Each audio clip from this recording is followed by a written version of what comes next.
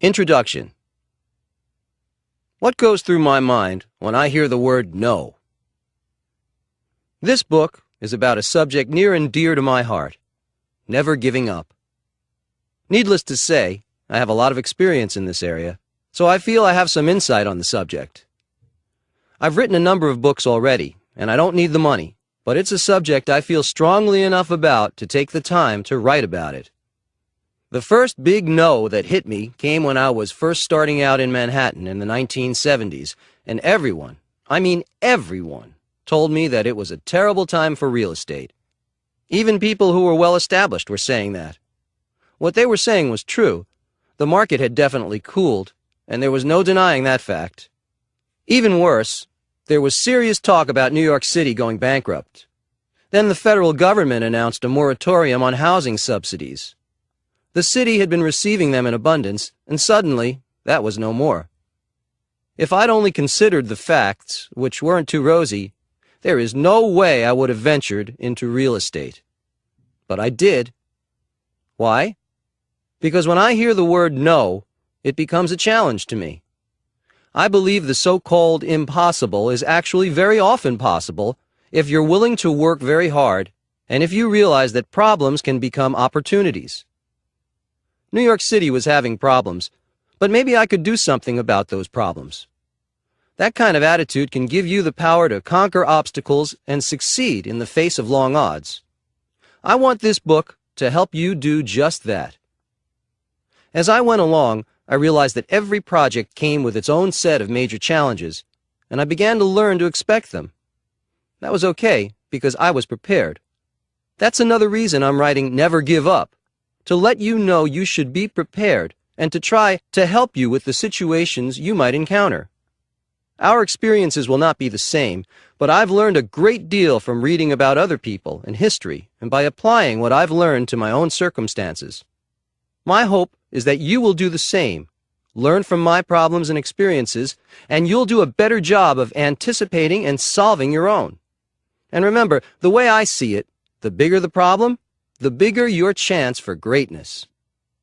One thing I've learned is that discouragement should not be tolerated for very long. It's okay to get fed up a bit and maybe gripe for a minute or two. Personally, I like to go golfing when I'm stressed or just swing a club in my office. But feeling negative should be a very temporary state of mind. It's hard, but there is a form of mental courage that can be cultivated, and you will see in the following chapters some examples of how I dealt with some pretty big blows and setbacks. Of course, a lot of things are just irritating, so don't be surprised and don't overestimate them in your mind. Learn to put them in perspective. You'll see in this book how I learned to do that. Having confidence in yourself is key to being resilient and staring adversity in the face. This book is dedicated to giving you that foundation of confidence and the ability and desire to never give up. See you in the winner's circle. Donald J. Trump. Chapter 1. The lowest moment in my life and how I fought back. $1 billion in the hole. What do you do when the entire world tells you it's over? I had such an amazing reversal of fortune in the early 1990s that I am listed in the Guinness Book of World Records for the biggest financial turnaround in history. I don't recommend anyone aim for the same goal, but when you've been on the financial high wire, it gives you a certain perspective that might be helpful to other people.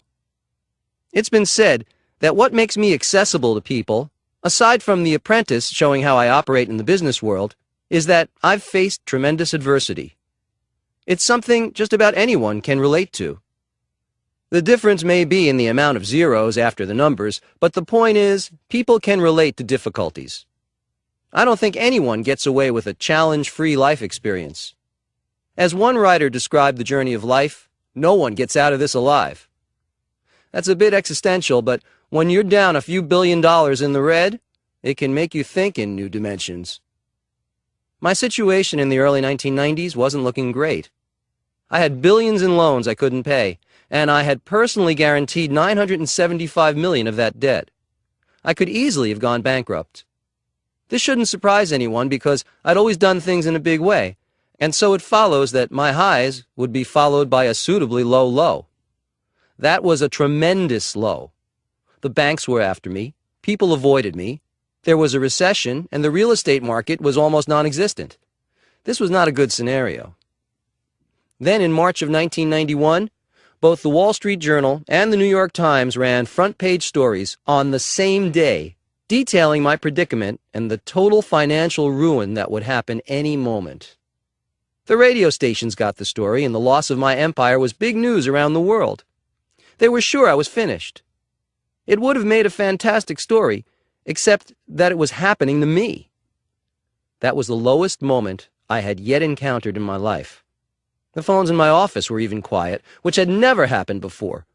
In fact, I suddenly had a lot of quiet time to think, and I reviewed the situation objectively. It became clear to me that part of what got me into this situation was that I had lost my perspective and started to believe the news stories about me having the Midas touch when it came to business. In other words, I had become complacent. My momentum wasn't where it should have been. However, giving up is something that never entered my mind, not for 1 second. And that's the reason I think I confounded my critics. They were trying to skewer me, but it had the opposite effect. It just made me want to make a comeback, and in a big way. I knew I could prove them wrong by being stubborn, being tenacious, and not giving in or giving up. I became a stronger person very quickly during this time. I'm not advising you to ask for the same pressure, but know that if you're met with some setbacks, refusing to give up is probably your best strategy. What gave me this fortitude? I'm not sure, but being tossed aside as a has-been or a wash-up by the world press might have had something to do with it. I'd also already learned that problems are often opportunities in disguise. I began to see my situation, believe it or not, as a great opportunity. I had a big chance to show the press and my critics and enemies that I was a force to be reckoned with, not a flash-in-the-pan success with no staying power. That's heady incentive, and that's looking at the situation positively. Then there was a turning point, and that turning point was my attitude. My accountants still remember the night they were in the conference room until all hours in the woe-is-us mode, and I suddenly walked in to tell them about all the new projects I had lined up for us. There were a lot of projects, and they were big deals. I was in an exuberant mood, and my descriptions were colorful and optimistic. They thought I had cracked, that maybe I was beginning to hallucinate from the pressure, but I had reached a point where I knew it was time to move forward. It wasn't an act I put on. I was ready. All this financial pressure would be behind us in a short amount of time, I told them. I believed it, too. As it turns out, that was indeed the turning point. All of us decided to focus on the solution and not the problem, right then. That's another important lesson. Focus on the solution, not the problem. It's odd, but in retrospect, I think having a near wipeout made me a better businessman and certainly a better entrepreneur. I really had to think in out-of-the-box ways to keep from being buried alive. I also relied on something I'd like to discuss here: positive thinking. Believe me, it works. It got me to where I am today, which is far richer and more successful than I was before the reversal started for me in the 1990s. Did I ever think I'd be in the Guinness Book of World Records? No. I am, though, because of this reversal. It's a fact I'm proud of. Adversity works that way sometimes. Let it work to your advantage. Coach Trump. Make it happen in your life. A lot of success depends on how well you can handle pressure. It may seem like a hard fact of life, and it is, but there is something you can do about it. Envision yourself as victorious. Focus on that instead of your nagging doubts and fears. Focus on objective insights and solutions. Pressure can diminish and disappear when you clobber it with a positive attitude. Even if you don't feel indomitable, act that way for a while. It helps. Chapter 2. Failure is not permanent. Wholeness and the art of the comeback. I feel strongly about the importance of wholeness. It's a combination of all the components of life that make us healthy, happy, and productive. To my mind, the opposite of wholeness is failure. If it happens, and sometimes it does, the best remedy is to move forward, to realize that failure is not permanent, and to immediately focus in the right direction. Ultimately, a solution will show up. I don't mean to sound like a faith healer, but there is something profound and yet simple about viewing failure as a lack of wholeness. I will also add it's effective. Believing that a negative situation is temporary and wrong will give you the impetus to do something about it, to feel righteous and energetic about fixing it. Being unhappy and unproductive is simply not part of my game plan, and it shouldn't be part of yours either. See a situation as unacceptable, as taking you away from wholeness, and you will be motivated to get out of it as quickly as possible. When I had a financial setback in the early 1990s, I saw it more as an aberration from the norm than as a final sentence. I knew what it was like to be whole, and all I had to do was get back to that place. I felt that a comeback was what was expected of me, and I expected it of myself. All I had to do was take the next step and get my momentum going again, which is what I did. It didn't happen overnight, but eventually things started to sort themselves out. I've seen some people get completely swallowed up by failures. The worst thing you can do to yourself is to believe that bad luck is your due. It isn't. It's not just intelligence or luck that gets us places, it's tenacity in the face of adversity. Some people see problems as bad luck, but I don't. Problems are part of life, and a big part of business. The bigger your business, the bigger your life, the bigger your problems are likely to be. Being prepared for that will save you a lot of emotional turmoil, unnecessary deliberating, and even illness. I've known people who have come back not just from adversity, but from tragedy. There's adversity, and then there's tragedy. Thinking about both is a good way to get an objective view of what you may think your problems are. Your situation may be tough, but you can bet others have had far worse things to deal with. One way to pave your way for a comeback, or for a first victory, is to read about people who have been courageous against long odds.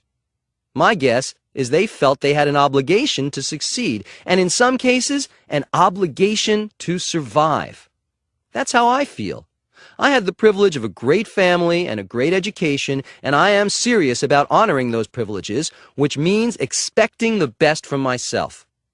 You can have the same attitude, no matter what your situation or background. When failure comes your way, you must believe that you matter, that you can overcome it, and most importantly, that success is what is expected of you. You'd be surprised at what you can accomplish when that's your attitude. It's not just survival, it's not just success, it is your obligation. A sense of duty toward wholeness will go a long way toward your personal and professional success. What I learned at the time of my worst financial problems is that I was resilient, and that I had this indomitable sense of success that couldn't be taken from me no matter what the newspapers said. That brings me to another level of thought, which is faith. Faith is a bit like wisdom. People can help you along the way with it, but above all, you have to develop it yourself. Faith in yourself can prove to be a very powerful force. Work on it daily. Sometimes, when you're fighting a lonely battle, keeping yourself company with positive reinforcement and faith in yourself can be the invisible power that separates the winners from the losers. Losers give up. In summary, strive for wholeness. Believe in yourself. Keep your momentum at full throttle, and be strong and tough in your resilience. Don't expect anything less than that from yourself, and I can assure you that success will become a permanent situation for you, even when your external circumstances may not show it. Never give up. Chapter 3. The Apprentice was supposed to be a big mistake. Get the best advice you can, then trust your gut. When reality shows hit the scene a few years back, I found the premise interesting, but I definitely wasn't interested in doing one. Even when I had been approached multiple times to do a show, I found the ideas boring and stupid. To have cameras following me around, to watch me brush my teeth, comb my hair, conduct meetings, and eat lunch at my desk seemed like an unnecessary interference. I turned them all down without a second thought. Then a couple of years later, I was asked by Les Moonves, the head of CBS Entertainment, for permission to film the live finale of Survivor at Wollman Rink in Central Park. After I renovated Wollman Rink, I took control through a long-term lease. I thought it sounded like an interesting idea, so I said yes. When I arrived to see the skating rink transformed into a jungle, I have to admit I was surprised. Then suddenly, a young man appeared and introduced himself to me. It was Mark Burnett, and I told him I knew who he was, so the introductions weren't necessary. Mark quickly went on to ask me for a meeting to discuss a new idea he had. I said, fine. About a week later, he came to my office, and after some preliminary chat, told me he had an idea for a new jungle reality show, only the jungle would be the canyons of New York City and the world of big business. There would be a 13-week job interview, and the winner would become my apprentice in real life. They would get a job at the Trump Organization. There would also be an educational subtext, which appealed to me immediately. A reality show with some substance could be a new concept for everyone. I told Mark I was interested. Then what we had to do was pitch the project to the top networks. Everyone wanted it, and they too loved the concept. We went with NBC, who also broadcasts my Miss Universe, Miss USA, and Miss Teen USA pageants. We already had a strong relationship, so that was a done deal. Now for some of the challenges. First, not one single person except Mark Burnett and NBC was enthusiastic about The Apprentice and my participation in it. All my advisors thought it was a risk, that it would bomb, that my credibility as a businessman would be jeopardized, that my focus would be lost, and that I was making a huge and ultimately very public mistake. When I look back, it's pretty amazing how dead set against it they were. The biggest mistake you'll ever make was a common phrase I heard. I didn't feel a lot of support. I reviewed their considerations and thought, I hope they're not right because I already told Mark Burnett I was going to do it. My gut instinct told me it was the right thing to do without consulting anybody. The next problem was that Mark Burnett told me that the most time they would need from me each week to film the show was 3 hours. 3 hours for a primetime show. Amazingly, I believed him. When it turned into more like 30 hours, I had some concerns. Namely, I was running a huge organization and already worked about 12 hours a day. How would I handle this? For once, I thought I'd probably overextended myself big time. What I decided to do was to take it week by week, realizing it would probably need more time initially, and that I could live with that for a short time. What happened is that it gradually did become part of my daily routine, but my days were definitely longer. I adjusted, everyone adjusted, and it gave me a new form of energy as well. If you are faced with a situation that is demanding of your time, give it a chance to settle in. You'll be surprised at how much you can actually do each day. The low point. The week before The Apprentice aired for the first time, in January 2004, I remember wondering if that would be the last week of my well-respected life. I couldn't help but think that, considering all the negative advice I'd been given, although the electric energy we seemed to capture during the shooting was strong. Was it just because it was something new for me? Was it really going to be good? What if it was a disaster? How long would it take to recover? There was a huge amount of media attention already. Having a show bomb in that environment wouldn't be easy to handle. These pre-debut thoughts were the low point for me because they were justified concerns, not just nerves or negativity. What got me through was remembering my gut instinct that said, "This is a great idea, go for it." Fortunately, the show was a sensation. It became the #1 show very quickly. Everyone was excited about it, and so was I, but I was also relieved. It was a big chance to take. It's one thing if you're not well known and your show tanks, but if you're already famous, the sting is worse. If I hadn't decided to take the risk, go against my advisors, and do the show, none of this would have happened. One side effect is that my brand became far better known around the whole world, and there was an amazing media interest in everything I did. That's another form of free advertising. It worked to my benefit as a businessman as well. So, when I advise you to take risks, there's a reason for it. Coach Trump. Make it happen in your life. I often tell people that I listen to everyone, but the decision will ultimately be mine. That's a good way to be in life and in business. Listen to others, but never negate your own instincts. If I'd listened to everyone, The Apprentice never would have happened. We've had 6 great seasons, and we're getting to tape the 7th now. It continues to be a tremendous experience for me and for everyone involved. Not bad for a big mistake. However, when you do take risks, since they won't always work out, you better make sure the upside is big. Chapter 4. Is this a blip or a catastrophe? Be prepared for things that happen outside your game plan. The second tallest building in North America. We've all heard of the Chicago Sun-Times. What you might not know is that they had the best site in the city, right on the river at North Wabash, next to the landmark Wrigley Building. I wanted it for my Trump International Hotel and Tower, Chicago, and I got it. It's a fantastic location, and if you visit Chicago and take the architectural boat tour of the city, you'll see what I mean. When the building comes into sight, it can take your breath away.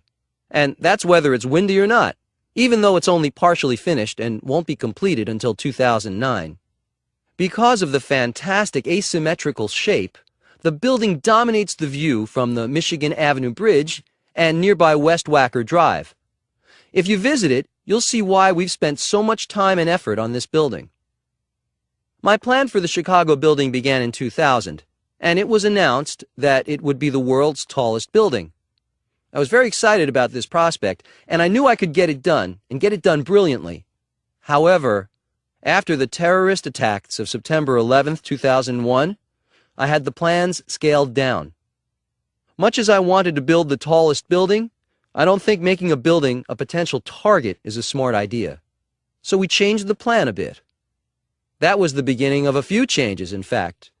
We had Skidmore, Owings & Merrill as the building's architect, and they built over 50 models before we decided on something we all liked. Then this design was further refined after comments from the Department of Planning, community groups, and architectural critics of Chicago, who were a big consideration. The revisions were done in 2002, and it was approved. Later, in 2004, we changed 10 floors from offices into hotel rooms and condominiums, based on marketing considerations. We finally began construction on March 17, 2005, 5 years after I announced the project. You can see by the timeline that things don't happen overnight, even if your name is Donald Trump. This building will be a big beauty.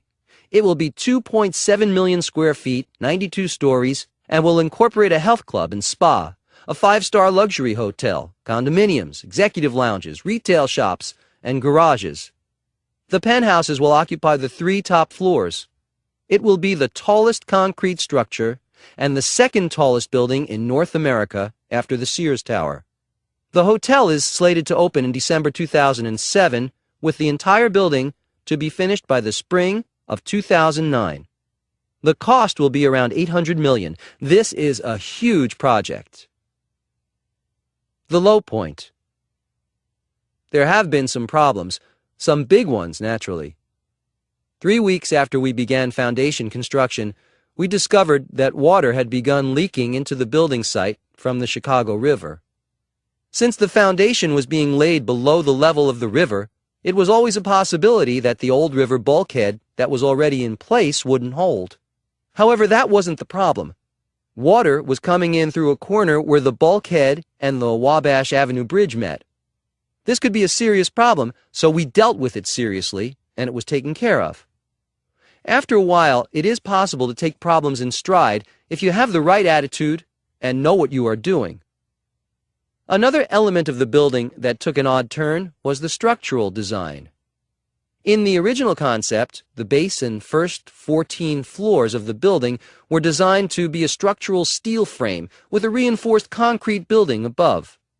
Very late in the design process, as we were bidding the work, we found that there was a huge spike in the world commodity prices for steel due to industrial growth in China absorbing so much of the world's supply. We went back to the drawing board and redesigned the building as all concrete, saving several $1 million in the process and simplifying the construction logistics. We also had to consider that the rock caissons, supports for the tower, which are sunk into the bedrock, make a lot of noise during construction, and we hoped that our Chicago neighbors could put up with 241 of them being pounded into the bedrock. About a fourth of the supports had to go down 110 feet into the limestone, so you can see that this alone was a tremendous project. We got it done and didn't make too many enemies in the process.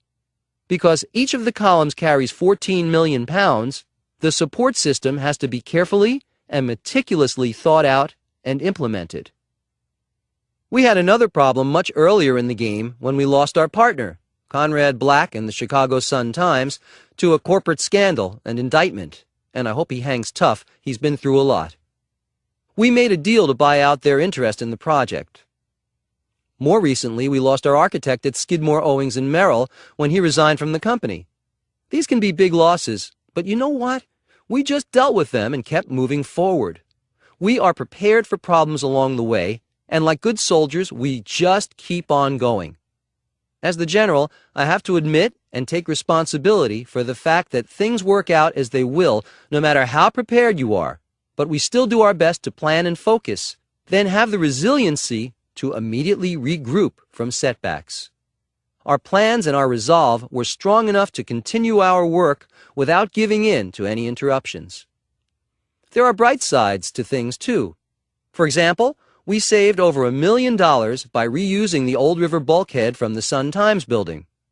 We were pleasantly surprised to discover that we had less site cleanup because the newspaper had switched to soy-based ink from petroleum-based ink back in the 1970s, so there was much less ground pollution than we had expected. Sometimes, when you start thinking about all the problems you've got, it's a good idea to focus a little on some of the positives in the situation. Coach Trump. Make it happen in your life. When things happen that might be outside the outline of your game plan, ask yourself, is this a blip or is it a catastrophe? We had some blips along the way with our Chicago building, and we'll probably have a couple more, but it's still been a fantastic development and experience. Will you have problems when you tackle something big? Yes. Will you let them derail you? You absolutely should not. Let your passion for your work carry you through all the setbacks they can throw at you. Be it wind, water, resignations, scandals, whatever, you can prevail. Your insurance for overcoming these perils is free. It's called never giving up. After a while, it is possible to take problems in stride if you have the right attitude and know what you are doing. Have the resilience to immediately regroup and change course if you need to after you hit a setback. Chapter 5. I love a good fight. The Trump Soho Hotel Condominium. Soho has been a chic neighborhood for some years now, and I waited a long time to enter it as a developer. I knew it'd be a fight to get anything going there because most of Soho is made up of low-rise buildings and is subject to strict zoning laws. I doubt if any of you would think of or refer to Soho as a manufacturing center, but for historical reasons, that's how much of it is zoned.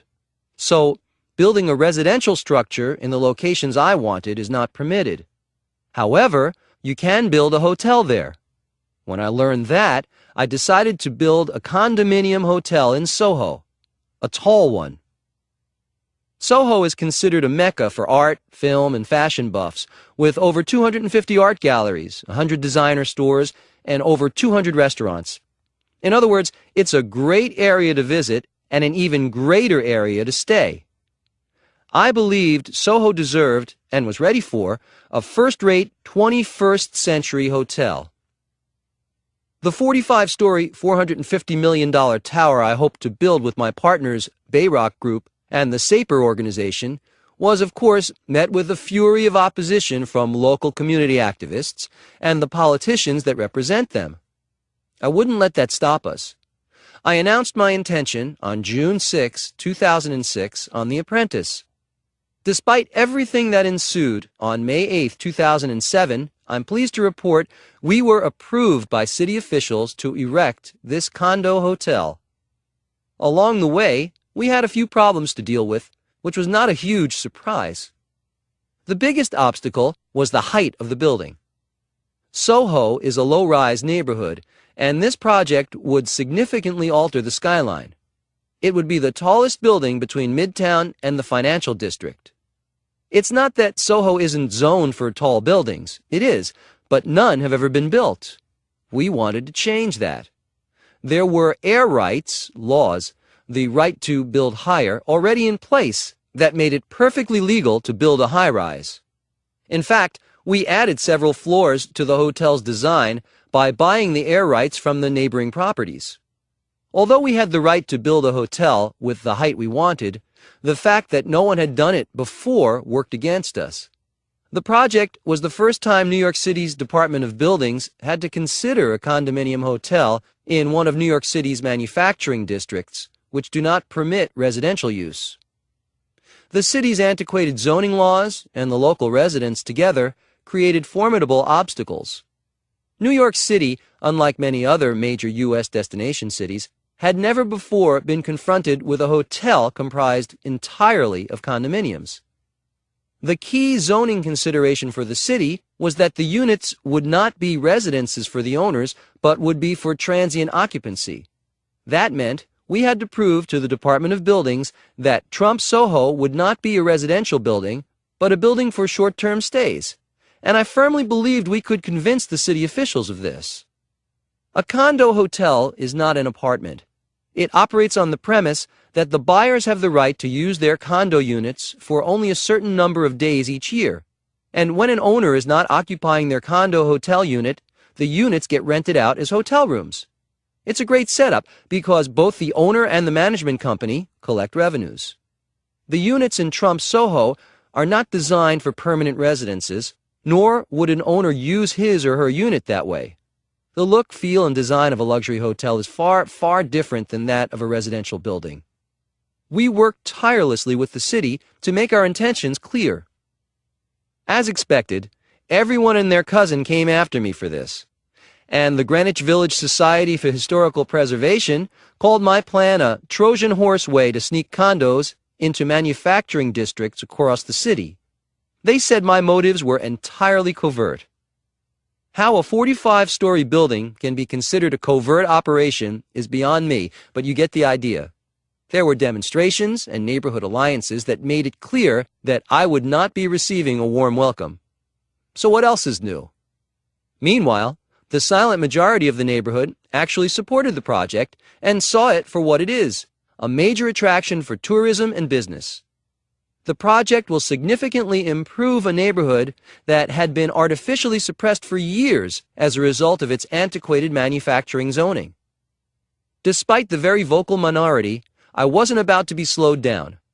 We started excavation in 2006, even though we had not yet received approval to build above ground. Then another problem arose. In December, the excavating contractors came across some human remains that were later determined to be about a century old. We immediately and voluntarily halted work. The police arrived, and the city ordered us to stop work on the lot altogether. This may not have been legal, but we agreed. We then hired a team of archaeologists to excavate and identify the remains. At this point, what we didn't need was more publicity while waiting for approval, but, of course, it made the news. And one director of a city preservation society quipped that we should rename the project Trump Condo Hotel and Mausoleum. It's always something, isn't it? In the end, and despite all of the hoopla in the press, by attacking the skeleton problem immediately and in force, we were able to get back to work within a week. Then the bloggers got going on the subject of the hotel and the discovery, and it was a big topic for a while. We were also getting many letters from citizens and societies opposing our constructing the building. There were demonstrations at the site, and the controversy went on for close to a year. Additionally, we were accused of building a 45-story target for a terrorist attack. And there was an online cartoon that had a skeleton with a comb-over as an advertisement for the new building. One thing for certain is that all of New York and all New Yorkers knew I was building a new building. Someone once said I was a great promoter, but sometimes I don't have to do a thing to get attention. The hits kept coming, and it felt like being in the eye of a hurricane, but it made us solid and stronger in our mission. At one point, someone got hold of some of our early drafts of marketing materials, mentioning that the units would be a great residential opportunity, which created a political and activist firestorm. However, we stayed focused on what we wanted, to get approval. We knew we couldn't change the zoning, nor could we build under the existing zoning if the building was characterized as residential. So we were very focused on proving to the city that the building was not residential and that we could proceed within the existing zoning laws. We showed the city that we had specific constraints regarding occupancy that were very clear. My team ended up negotiating with the city for months over a 6-page restrictive declaration, which included many hour-long sessions where the city officials would analyze and critique every comma in that document, literally. We were airtight and transparent in what was being offered. Our condo plan published everything in black and white. Nothing was hidden. As a result, we finally got approval. Our proposed building was absolutely within the zoning laws of Soho, and no one could argue otherwise. My father had always said, "Know everything you can about what you're doing." And that's the advice I followed. Every adversity served as fuel in what had become a fight of city-sized proportions. As of today, the Trump Soho project is going along beautifully. Both Don Jr. and Ivanka are working on it with me and my partners, as did Sean Yazbek, The Apprentice Season 5 winner, and Julia Schwartz of Bayrock. It's going to be a wonderful, elegant, and tasteful addition to the Soho neighborhood. There will be 25,000 square feet of commercial space that will include a top-notch restaurant, a 7,500 square foot spa, and a 12,000 square foot conference center. And there will be 360-degree views from the 12th floor up. We'll have a stunning year-round pool with full-service private cabanas, a private library, a cafe, bar, and restaurant, and I can guarantee you that my Soho neighbors are going to love it. Eventually. It will enhance their property value, for one thing, because it's going to be a beauty. Be sure to visit the famous manufacturing district of Soho when you come to New York and take a look. Soho caused perhaps a few more problems than expected, but it was all in a year's work to us. That's big city business, and we are big enough to handle it. Be sure you have the same attitude. It will save you a lot of unnecessary anxiety. Coach Trump. Make it happen in your life. Adversity is a fact of life. Chances are that you will never wake up to an adversity-free day. Accept this as a challenge rather than a disappointment. Be bigger than the problems. Be ready to fight for your rights, and all will be well. Chapter 6. Remembering September 11th, 2001. If you never give up, you'll be able to give back. I was watching the morning news on television in my apartment on September 11th, 2001, when I first saw what had happened. The rest I could see from my window. I had predicted an attack in my book, The America We Deserve, which was published in 2000. But that doesn't mean I wasn't affected by what happened that day. It was an act of depravity and spiritual destitution. After the attacks, some people and companies left New York City, but I never considered moving. I'm a New Yorker, and this is my home. I knew that New Yorkers are resilient, and that New York City would not only survive, but thrive, which has happened. Since then, the Trump Organization has always had an annual memorial of some sort on September 11th. The first year, we forfeited our annual Trump Organization Christmas party in order to give the funds that would normally be used for that event to charity. All of us felt it was the right thing to do, and it was. Since then, We have had a memorial in the lobby and atrium of Trump Tower each year, and I attend, as do other members of the Trump Organization. In 2006 and 2007, we had the September concert perform at Trump Tower on 9/11, and it was open to the public. The September concert was founded in 2002 on the first anniversary of 9/11 with the message of peace through music. Haruko Smith, the founder, and Veronica Kelly, the vice chairman, have done an amazing job. My son Eric introduces the concert, and all of us attend. It's a meaningful celebration and a positive response to a day that shouldn't be forgotten. It takes time for us to help coordinate this event and to make the space available in our very busy building, but it is worth every minute of it. That's just one example of why it pays to never give up. You'll eventually be in a position to give back. I host many charity events at my golf courses and have the annual Red Cross Ball at my Mar-a-Lago club in Palm Beach. These events don't just happen, they require a lot of planning, and that means time and effort, not to mention money. Owning properties is a lot more than just ownership. It's about making them useful. If you plan to go into real estate just to make money or to feel powerful, that's not enough. If you can see your gains as a way to share, you will find your work will be much more rewarding and probably more profitable in the long run. Every year we host the Salvation Army in our lobby to kick off the holiday season. This has become a tradition. A band plays, the media is there, I give a brief speech, and the Salvation Army gets some of the recognition it deserves for the great job they've been doing for so many years. This too takes a lot of time to arrange, but we do it every year. Sometimes being a giver will open you up to new talents. Each year I donate an autographed doodle to the Doodle for Hunger auction at Tavern on the Green. It's a great event, and contributors have included Sting, Muhammad Ali, Larry King, Al Pacino, Billy Joel, Valentino, Bill Cosby, Paul McCartney, Kirk Douglas, Martina Navratilova, Peter Max, Bette Midler, Jack Nicklaus, Cindy Crawford, and many other distinguished people.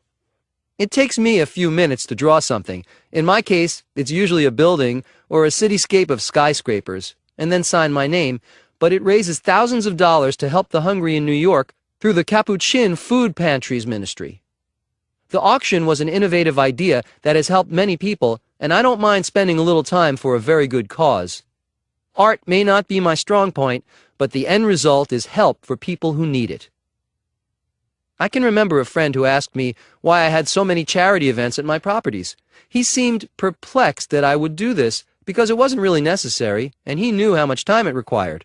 I said to him, "Because I can." Believe me, those are powerful words, with an equally powerful feeling to go along with them. Imagine saying that to someone yourself, "Because I can." It's a great feeling, and it makes all the work that went into acquiring and developing those beautiful properties and buildings worth it. We've all seen bad situations that we'd like to be able to help. Being successful allows you to help in a big way. That's another reason to keep at it. Knowing you're going to be able to give back more if you succeed is a wonderful incentive to keep going. If you never give up, you'll be able to give back. And that's something to remember.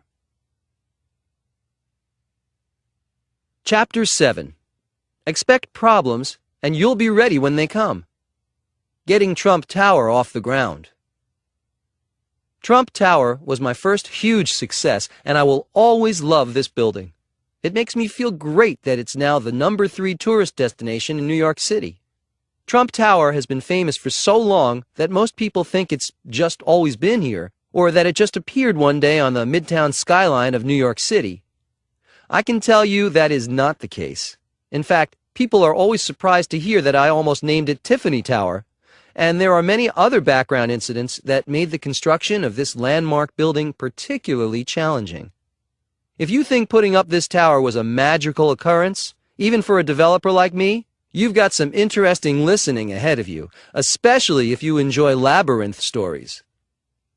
Robert Moses, a great figure in the history of New York City, said something that stayed with me the entire time I was attempting to get Trump Tower started and finished. You can't make an omelet without breaking eggs. Sometimes I felt like changing it to say, you can't build a skyscraper without breaking a few heads. Nothing was easy from day one. To begin the saga, it took me almost 3 years to even get a response from the man who controlled the land I wanted to buy. I made calls and wrote letter after letter. I learned a lot about persistence, but I also learned that if you are passionate about something, receiving zero encouragement still won't discourage you. I just plain wouldn't give up. When the site eventually became available, I realized that my letters had helped. The site where I wanted to build Trump Tower was adjacent to Tiffany's. Further down the line, I needed to convince Tiffany's to let me buy their air rights, their right to build a tall skyscraper on top of their store, for $5 million. That would prevent anyone from being able to rip down the Tiffany's building and put up a tower that would block my views. I would be able to build a tower with soaring picture windows versus tiny ones, an aesthetic consideration that was of utmost importance. In order to get the zoning variance I needed from the city of New York, I had to know whether I'd have the air rights. The man in charge of this told me he liked my idea and my price, but that he was going on vacation for a month and would get back to me. In a month's time, I would have done a lot of zoning work as well as architectural work, and if I wasn't sure of getting the air rights, I would be wasting a lot of time and work.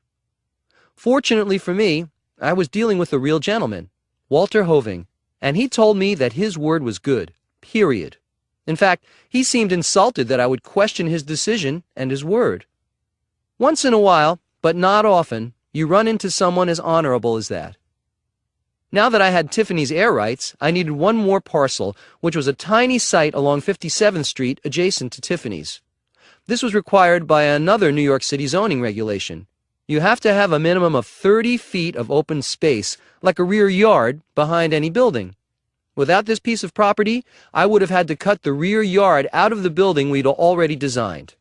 It turned out that this piece of property was owned by Leonard Kandel, who was as honorable as Walter Hoving. However, he didn't want to part with his land. He wasn't a seller and he wouldn't budge. Until one day I found a bonus in the paperwork for my Tiffany deal. It included a clause that gave Tiffany an option to buy the Kandel property within a certain time frame because it was adjacent to Tiffany. Maybe something could be worked out with Kandel after all. By now, I realized what I was trying to do was never going to be easy. Every door required a lot of work just to get it cracked open to begin with. Robert Moses's quote would surface again in my mind, and I would just keep going. It helps to expect problems because then, in a sense, you're ready for them and not thrown off balance. It's good to remind yourself of that, daily if necessary. So then, I had to go back to Walter Hoving and ask him if I could buy his option on Leonard Kandel's property as part of my deal with Tiffany's. I knew he had no interest in buying Kandel's property anyway. Walter agreed. However, Leonard said the option belonged to Tiffany and was not transferable. He might have been right. It was also possible that if I sued over this question, I might win the right to exercise the option.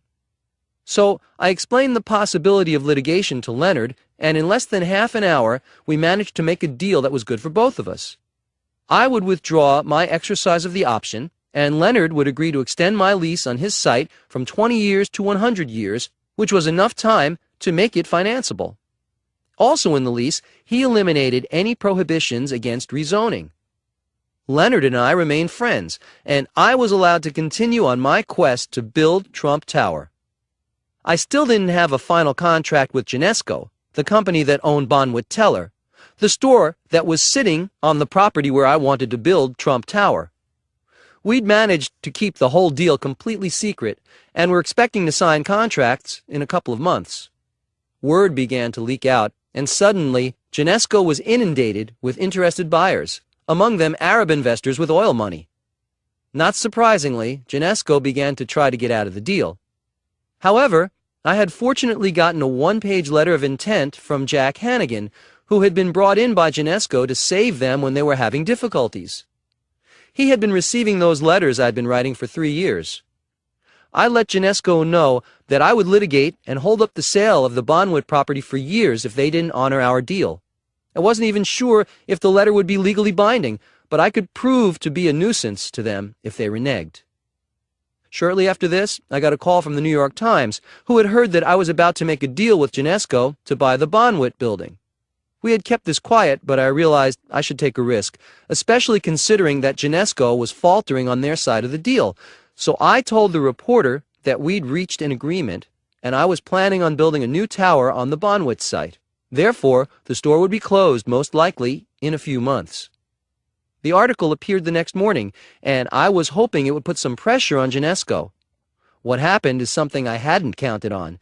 As soon as the article appeared, all of Bonwit's employees went over to Bergdorf Goodman, Saks Fifth Avenue, and Bloomingdale's to hunt for new jobs. And as a result, Bonwit was having trouble running their store. 5 days later, I had the contract signed with Genesco. We hadn't even gotten close to construction yet. This is a good example of the perseverance you need and some of the obstacles that can arise when you're trying to do something great. Sometimes it's hard even when you're trying to do something far smaller than a skyscraper. For those of you who think I have the Midas touch and everything comes easily, just remember some of these episodes when you confront your own problems along the way to success, because believe me, you will have problems. It doesn't matter if your name is Trump or not. We all experience these things. Expect it. When I look back, it was a wonderful, exhilarating experience, and every difficult moment was worth it. Chapter 8. Frequently Asked Questions. I get a ton of fan mail these days, and a large percentage of it is from people asking for advice. Sometimes entire classrooms will send me their questions. I've decided to include a few of these questions with my responses. 1. How do you handle the person who consistently makes the same mistakes over and over? I don't. They're working for someone else now. 2. What is the most important characteristic of a good leader? Discipline. It helps if everyone has it, but if a leader doesn't, he or she won't be one for very long. 3. What are the most important steps for someone who intends to be successful? Do your homework. In other words, learn everything you can about what you want, know what you are up against, and research every aspect of your endeavor. Talk to all the experts you can find. It can't be a hit or miss approach. The odds are already against you, so don't make it harder on yourself by being negligent. 4. What will distinguish the leaders of tomorrow in the real estate industry? Those who have both vision and discipline will succeed. One is useless without the other. With both, you have a chance of becoming a leader, provided you've learned and sharpened your instincts through your experiences. 5. Who are some of the people in history you admire, and why? Abraham Lincoln is one, because he was president at the most difficult time in our country's history. He was also self-educated and endured many years of adversity prior to becoming president. Another would be Winston Churchill, a leader at a pivotal time in world history, World War II. He was a great orator who inspired thousands of people with his speeches, and he won the Nobel Prize in Literature for his historical writing. 6. What is your favorite dessert? Ice cream. 7. What do you like about your job? Everything. Every day is a challenge, and every day is great. 8. Do you go out for lunch? Very rarely. I don't like breaking up my workday. It interferes with my momentum. I prefer to have something to eat at my desk, which takes maybe 5 or 10 minutes. 9. What advice do you have for someone who wants to start his own business? Be ready for problems. You'll have them every day. Keep your focus no matter what, and be as big as your daily challenges. Never give up. 10. What if things don't work out the way we want, even if we work really hard? First of all, know that you've got a lot of company. I've waited 30 years to see some things happen. Some people have waited longer. Always consider that it's possible you might be doing the wrong thing, so that no matter how hard you work, it's just not going to happen. Make sure you're doing what is right for you. You have to love doing it. Then be tenacious. 11. Do you believe in luck? Yes, I know I'm lucky. I was also fortunate to have a great role model. I worked around my father from an early age, and I learned a lot from him. 12. What did you want to be when you were a kid? I wanted to be either a baseball player or a builder. I liked to build skyscrapers with my building blocks.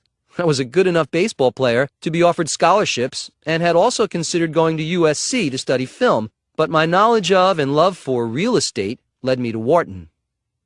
13. Where do you get your ideas? The world inspires me, and keeping up with world events can give you a lot of ideas. In this age of technology, we have access to more and more information at a faster pace than ever before, and I find that exciting. I keep an open mind, and that's a good way for ideas to start happening. 14. Do you ever fear that you might fail at something? I have a pretty good track record of successes by now, but failure is always a possibility. I am cautious but not fearful. That's a difference. There's a difference. It's important to be circumspect. Know that the possibility of success is there as well as failure. Risk plays a part in everything we do. I could get hit by a bus while I am crossing the street. Things happen. Don't let fear interfere with your plans. 15. What do you do on your vacations? I don't take vacations in the sense of planning a trip somewhere and then going there to rest. I find my work energizing and never feel a need to get away from it. Since I own golf courses and love to golf, I can have a great time golfing while inspecting the course. In the winter, I go down to my Mar-a-Lago club in Palm Beach on the weekends so I can golf year-round. I take weekends more than vacations, which works for me. 16. We like your show, The Apprentice. We were wondering if you like firing people. I don't like firing anyone. Sometimes it's necessary, but I'd rather keep people around me for a long time. I have employees who have been with me for over 30 years. The best working environment is when everyone has the same work ethic and focus and does their best. That's the case with most of my employees, but not always, and if not, then a change has to be made. 17. When you first started out in real estate, what was your main goal? I wanted to be successful on my own terms. My father had been successful in real estate, and I wanted to succeed on my own. I'd always loved beautiful buildings and Manhattan, so my focus was there. I wanted to follow my own vision, and I did. 18. What was the most surprising thing about The Apprentice to you? My image changed. I became very popular after I started firing people every week. 19. What makes you happiest? That's a complex question for being so simple. I'd say several things make me happy. Doing well, doing my best, doing a great job and knowing it's great. Being able to share that accomplishment is good too. I can increase the value of neighborhoods and communities, provide jobs, and I'm in a position to give back in charitable ways. My family is very important to me and always has been. I'm happiest when I'm with them. 20.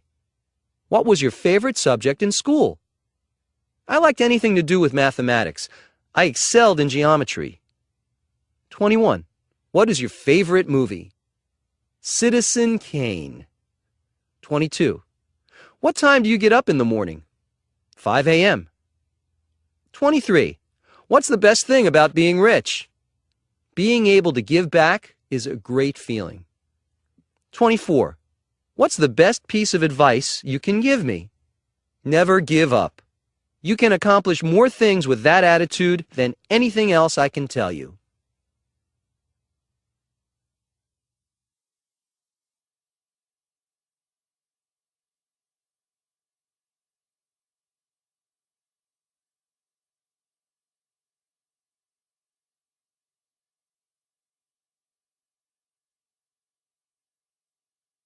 Chapter 9. When the other side expects a duel, offer a partnership. Trump International Golf Links, Scotland. I have always been interested in building a golf course in Scotland for two very good reasons, aside from the spectacular beauty of that country.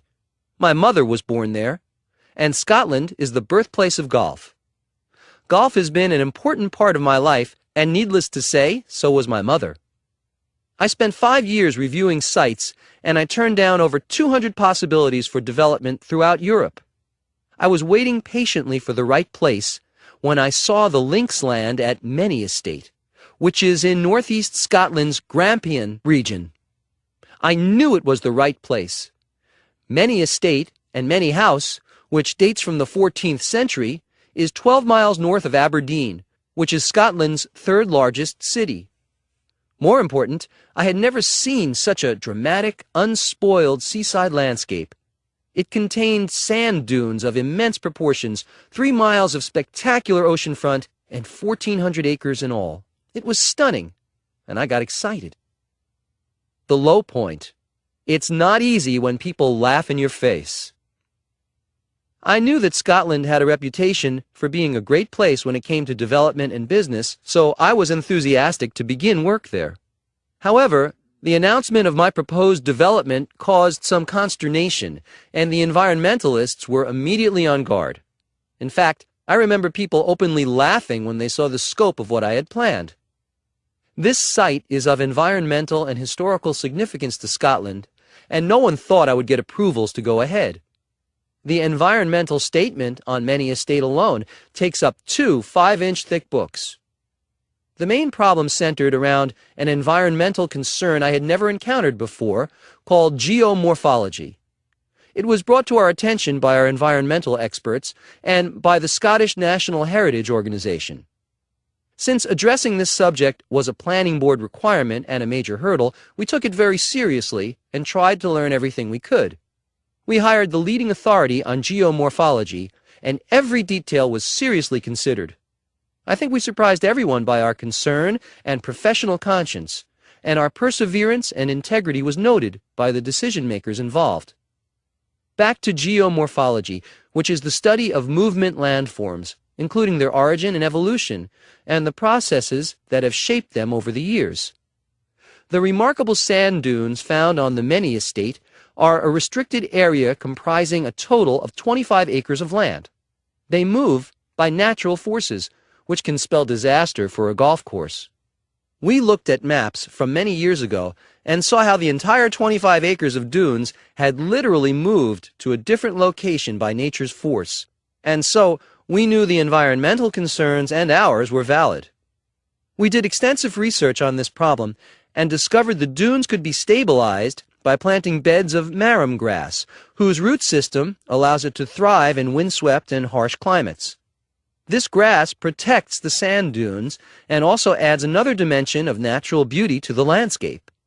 In addition, based on our environmental research, we made many other recommendations to improve and protect the local wildlife.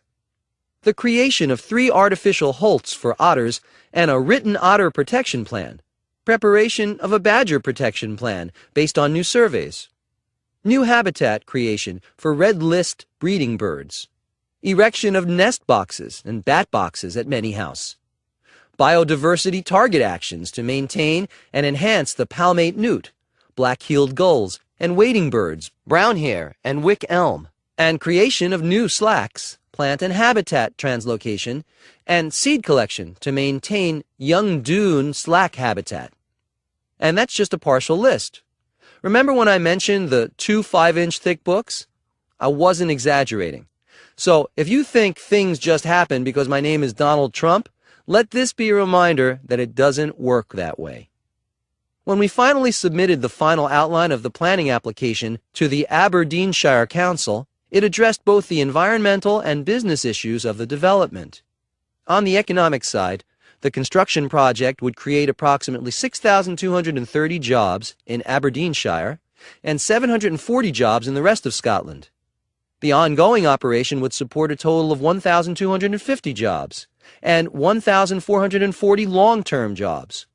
Overall, the project could create as much as £205 million in economic value for Aberdeenshire and £262 million for Scotland.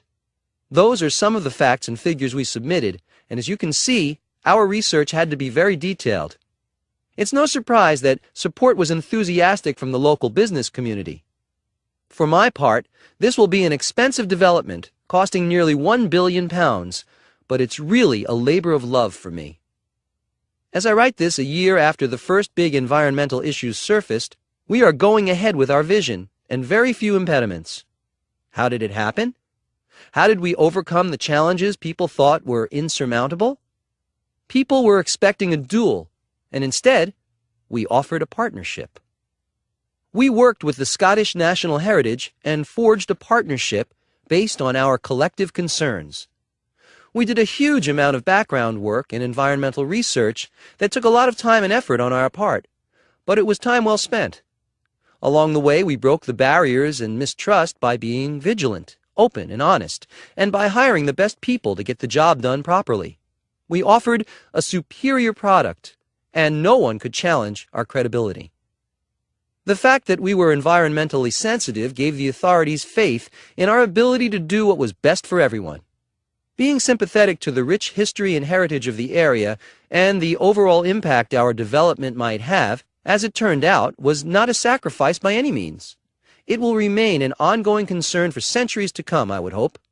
The Scottish National Heritage is doing their job, and so are we. We are still awaiting approvals for some areas of our development, and George Sorial from the Trump Organization, who I asked to manage the project, has been traveling to Scotland every 2 or 3 weeks to oversee progress. I'll be going over in about 2 weeks, and I've enjoyed every trip I've taken to Scotland.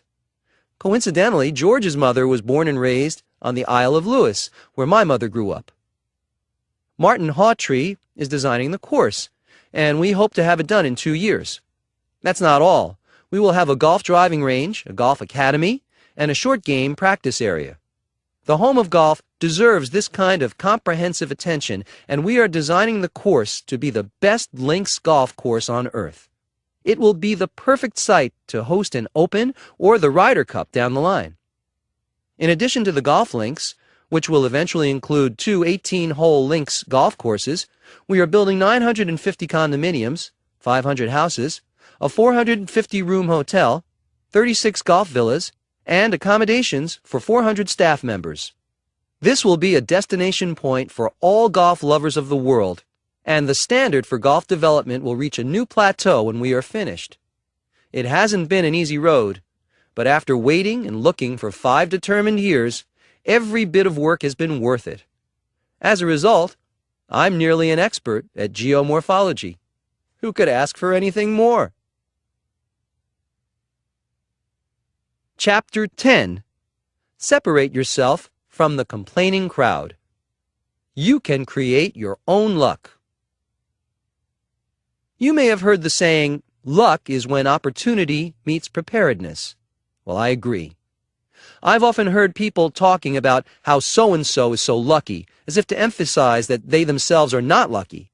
I think what's really happening is the complainers aren't working themselves into luck. If you want to be lucky, prepare for something big. Sure, it might be more fun to watch movies, but unless you're going into the film industry, it's not the best use of your time. Developing your talents requires work, and work creates luck. Having this attitude towards success is a great way to set yourself on a rewarding course for your life. There was a lot of talk for a while about venting your frustrations and anxieties and how it might be healthy to get them off your chest. To a point, yes, but to an exaggerated degree, no.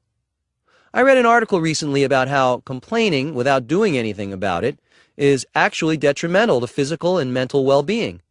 With the advent of blogging and all the other sorts of opinion-gushing venues available to everyone now, people are spending way too much time harping on negative themes. The emphasis is out of balance, and the negative focus doesn't help the situation. Don't dwell so much on a problem that you've exhausted yourself before you can even entertain a solution. It just doesn't make sense. It takes brain power and energy to think positively and creatively, and to see creatively and positively. Going negative is the easy way, the lazy way. Use your brain power to focus on positives and solutions, and your own mindset will help create your own luck. Shakespeare put it this way in a famous quote from Julius Caesar: "The fault is not in our stars, dear Brutus, but in ourselves." That's a clear message. We are responsible for ourselves. We are responsible for our own luck. What an empowering thought. If you see responsibility as a bum deal, then you are not seeing it for what it really is, a great opportunity. Let's say you're facing some big challenge today. I can tell you right now, you've got a lot of company. What will separate you from the complaining crowd will be how you choose to look at your situation. If you believe you are in control of it, and you are, you will know exactly who to look for when you need help. Yourself. You could be your greatest discovery yet for success, luck, power, and happiness. When I encountered enormous financial challenges back in the 1990s, I was mature enough to assume responsibility and know that the problem was mine. I knew it wouldn't do any good to blame other people. That would be a waste of time, and that's one kind of loss I don't like. Time is something that cannot be replaced. If you find yourself slipping into the blaming others mode, get out of it quickly. Give luck the chance it needs to play itself out in your life. No one can do it for you. As soon as you discover that luck is yours to create, you'll be thinking and seeing things in a whole new way. So work hard, have fun, and good luck. Chapter 11. Sometimes you have to swallow your pride. Trump International Hotel and Tower, New York. We've all heard of beauty makeovers. Sometimes the results are amazing. I like to do the same thing with buildings. Sometimes it requires more innovation to improve things in a big way than to build something new. The challenges can be more complex, which is why a lot of developers are quick to tear down existing structures and start over with a site. I have a few good examples of buildings and businesses that were worth salvaging, and they have turned out to be resounding successes. The first thing to keep in mind is that you have to be resolved not to give up in the face of more problems than you might normally encounter. Trump International Hotel and Tower is located at 1 Central Park West. Fantastic location with unobstructed views of the park. It has been rated the #1 hotel in Travel and Leisure and the New York Post. What a lot of people don't know is that it was formerly the Gulf and Western Paramount building. It was owned by General Electric, which had Jack Welch, John Myers, and Dale Frey at the helm, and it was an office building. It really stands out because it's one of the few tall towers on the west side. It went up in the early 1960s, just before zoning laws were passed that would prohibit such a tall building at that location. This building managed to attract a lot of attention, not just because of its height, but because of some construction problems that had the tenants on edge. For one thing, it swayed in the wind and would flex at the top with winds of only 15 miles per hour. All buildings have some flexibility, but this was an exceptional situation. Elevators would stop, and some tenants even said they felt seasick. Once, when there was a high wind, the upper windows fell out. These episodes were legendary. Let's just say this building had some problems, some pretty major problems. Also, it was not constructed very well because the outside curtain was made of glass and cheap aluminum, and it was chock full of asbestos. The good news was that the building structure was classic and had wonderfully high ceilings. It was worth saving for those important reasons alone. When I heard this building was for sale, I called Dale Frey and asked to meet him. That's when I found out he was receiving calls from many major developers around the country. I would have a lot of competition. However, I arranged for a meeting and I explained that if the building was completely demolished, it could only be rebuilt as a 19-story building versus the 52 fabulous stories that it was. That alone was a big reason to see what could be salvaged, but it would require a lot of research, which I immediately started doing. What I suggested was that the steel structure could be strengthened, and the high ceilings would be ideal for a residential building, which was also a hotter item in the market than a business space would be. This was the perfect location for a luxury residential building.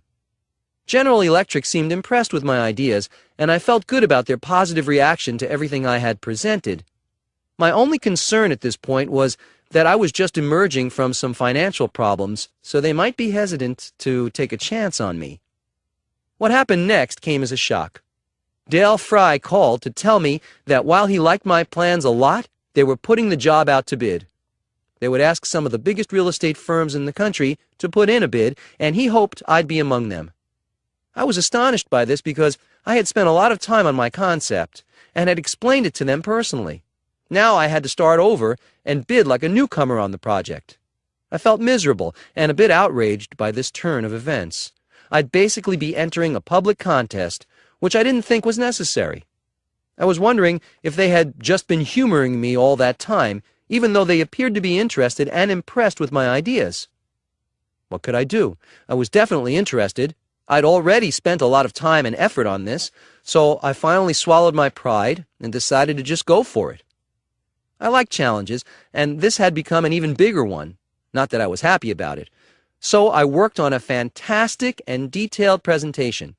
When I say put everything into what you're doing, this was a good example.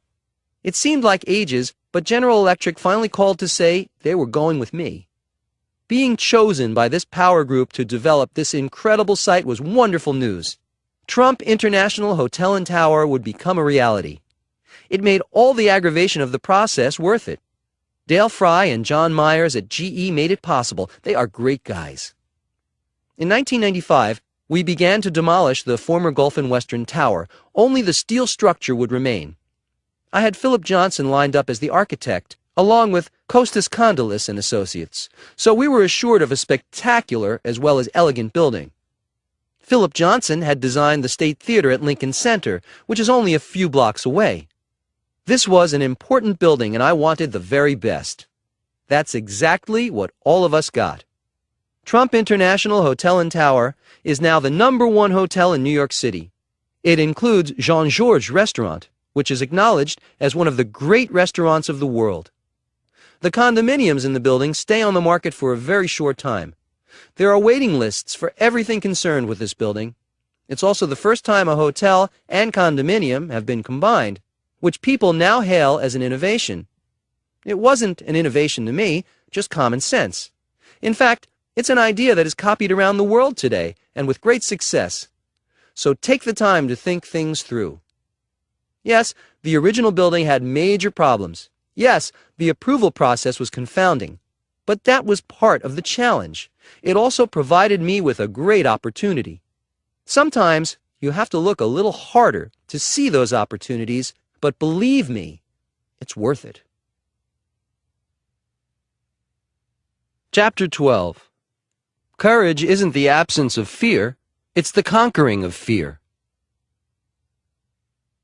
Courage means never giving up. It's much easier to give up, and that's exactly what losers do.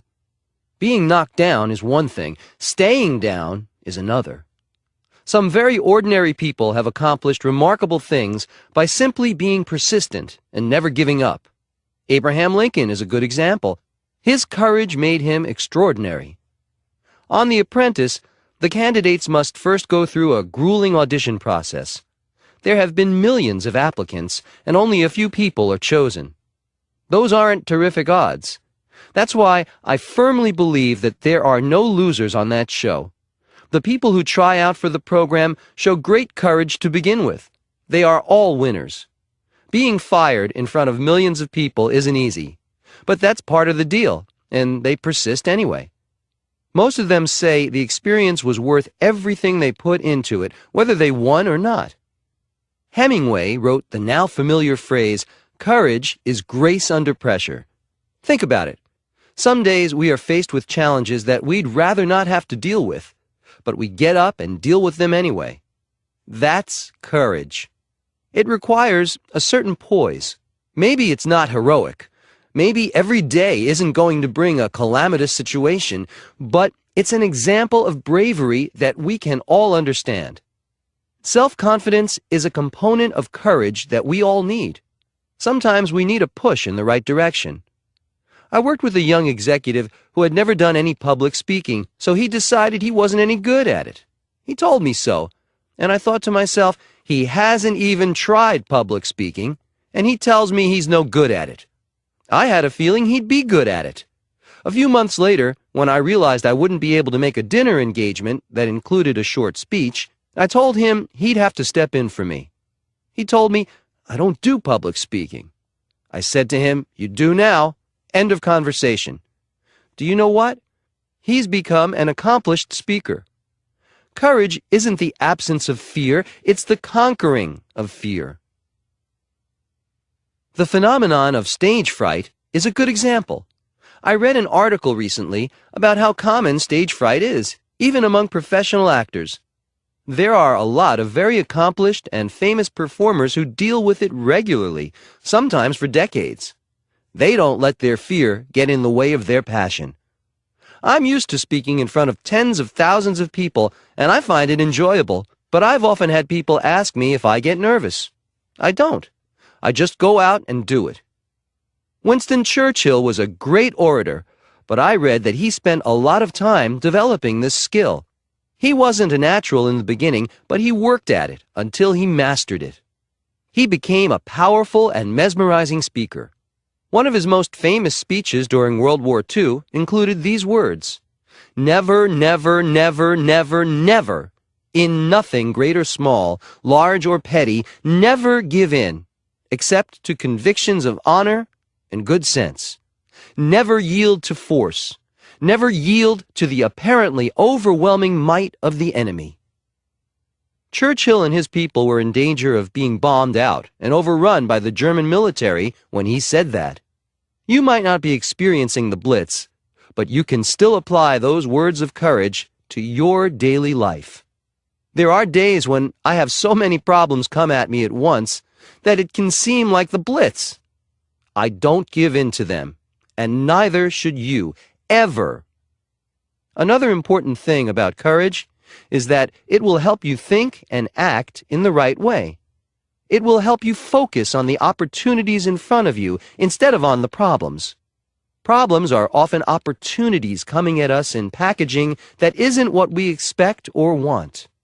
This has happened to me more times than I can count, so when I say I welcome problems, there's a reason for it. Keep your mind flexible and open to creative solutions to your problems. Einstein said, "You can't solve a problem with the same thinking that created the problem." That's a good way to avoid brain cramps as well as find a solution. Back to courage. Remember that fear can be conquered. Know that you are capable of courage and that you are designed to succeed. That's half the battle. Then go full throttle, and the odds will be on your side. Chapter 13. Be passionate. It's the only way to move mountains. Building Trump International Golf Club. When I decided to build my first golf course, I found a good piece of land near my Mar-a-Lago estate in Palm Beach and decided to go all out. I hired Jim Fazio, one of the all-time great golf course designers. When he told me he'd have to move over 3 million cubic yards of dirt to make the relatively flat land into a spectacular course, I didn't blink an eye. I was excited about building my first golf course and ready to move mountains if necessary. I did, however, wonder what I'd gotten myself into once again. Shortly after hearing the 3 million number, he told me it would be necessary to bring in over 5,000 trees and about 1,000 royal palms and over 1,000 coconut trees. Then there would need to be about $2 million worth of little plants to make everything look well-groomed. The water feature for one hole, number 17, would cost close to $3 million and take about 9 months to complete. This was going to be an 18-hole course. I almost started to worry. I knew Jim was giving me straight, well-thought-out numbers for his work. His integrity is legend. This is simply how much it costs to get an extraordinary piece of work done, I told myself. The low point. I realized that my original $40 million estimate might be way too low. Is this what happens when a developer who specializes in skyscrapers turns to golf course development? Was I making a huge mistake?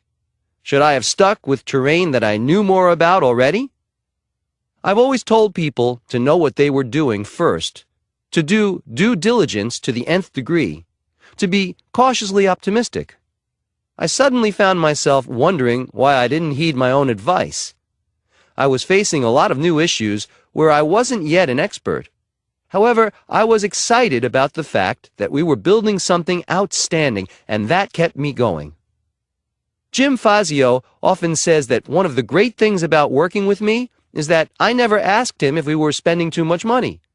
Instead, I'd ask, "Do you need anything else?" He said that attitude helped his creative process. I'm glad he thought that because, in a big way, that's how it was. I have to admit that I had a few moments of doubts. Not big doubts, but doubts nevertheless. For example, it took a solid year to move 3 million cubic yards of dirt and to transplant 5,000 trees. This wasn't fast going, but it was necessary, and it was painstaking work on Jim's part. Then, the Department of Environmental Resources told us that only 50 acres could be cleared at a time, which required us to plan the course in 7 sections. This also involved labeling all the trees and building a lake system. So it took a year before the golf course could even begin to be built. Fortunately, I'm a patient man when it comes to things I care a lot about.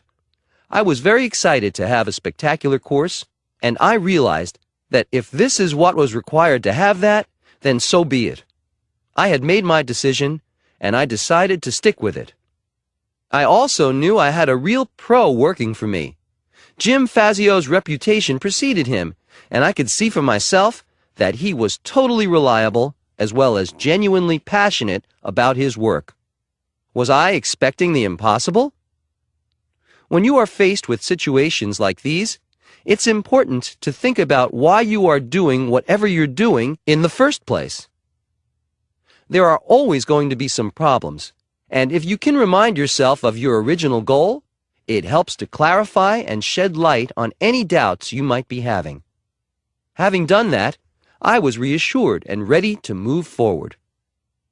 Then I heard about the oak trees, 1,000 of them. It took 5 months to move them in because each of them had to be wrapped, and only 3 could be hauled in at a time. These oak trees were 20 to 40 feet tall each. They would line the fairways and would be worth it, I hoped. It was around this time I heard about the gopher tortoises. This was definitely a new dilemma. I'm used to zoning problems, but tortoises? 60 of them, in fact. They had to be cared for, absolutely. We were entering their turf, and we wanted to make sure we found an equal or better environment for them. Safely relocating them became a priority. I learned a lot about gopher tortoises. For example, they have been known to dig burrows as long as 40 feet by 10 feet deep. Just imagine what that can do to a golf course. So while I admired the tortoises for their industry, they had to be carefully relocated. After more than a year of meticulous preparation, the course was actually being built. Every hole was treated as if it was to be the culmination of a great course. And the end result is that the course is an absolute masterpiece. No other description does it justice. That's what I wanted, and that's what I got. Every tree was worth the time and effort, and believe me, I know about each and every tree. An additional 9-hole course was opened in 2006 to equal acclaim. It has been a resounding success on top of being an extraordinary achievement of design. The success and beauty of Trump International Golf Club set me up for building more golf courses, and all of them have been highly praised and very successful. Each course came with its own set of challenges, but after tackling my first course, I was ready for them. Moving mountains? Moving tortoises? No problem. Coach Trump.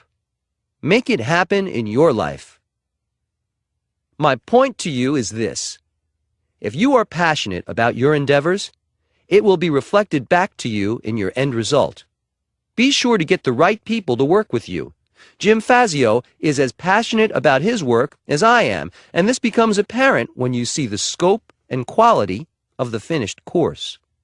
Overcoming tremendous obstacles is all in a day's work if you love what you're doing.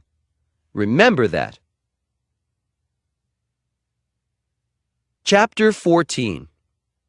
If you see big problems, look for big opportunities. Transforming a dilapidated neighborhood into a world-class hotspot. Today, Grand Central Station in New York City is beautiful, both as a site as well as a site. It's in a thriving, well-kept neighborhood. However, in the 1970s, it was a different situation altogether. The area was in the midst of serious decay. It was crummy, run down, and a destination point for no one except those entering and leaving the city as quickly as they possibly could. Who could blame them?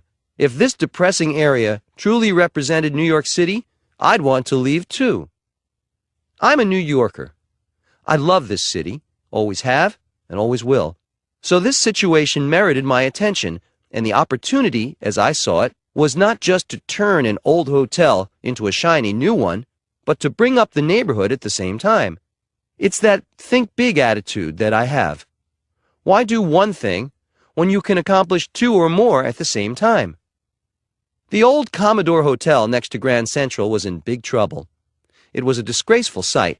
The people passing by were on their way to good jobs, coming from good homes, and they would continue this daily trek unless the city folded up and went goodbye, which wasn't likely to happen.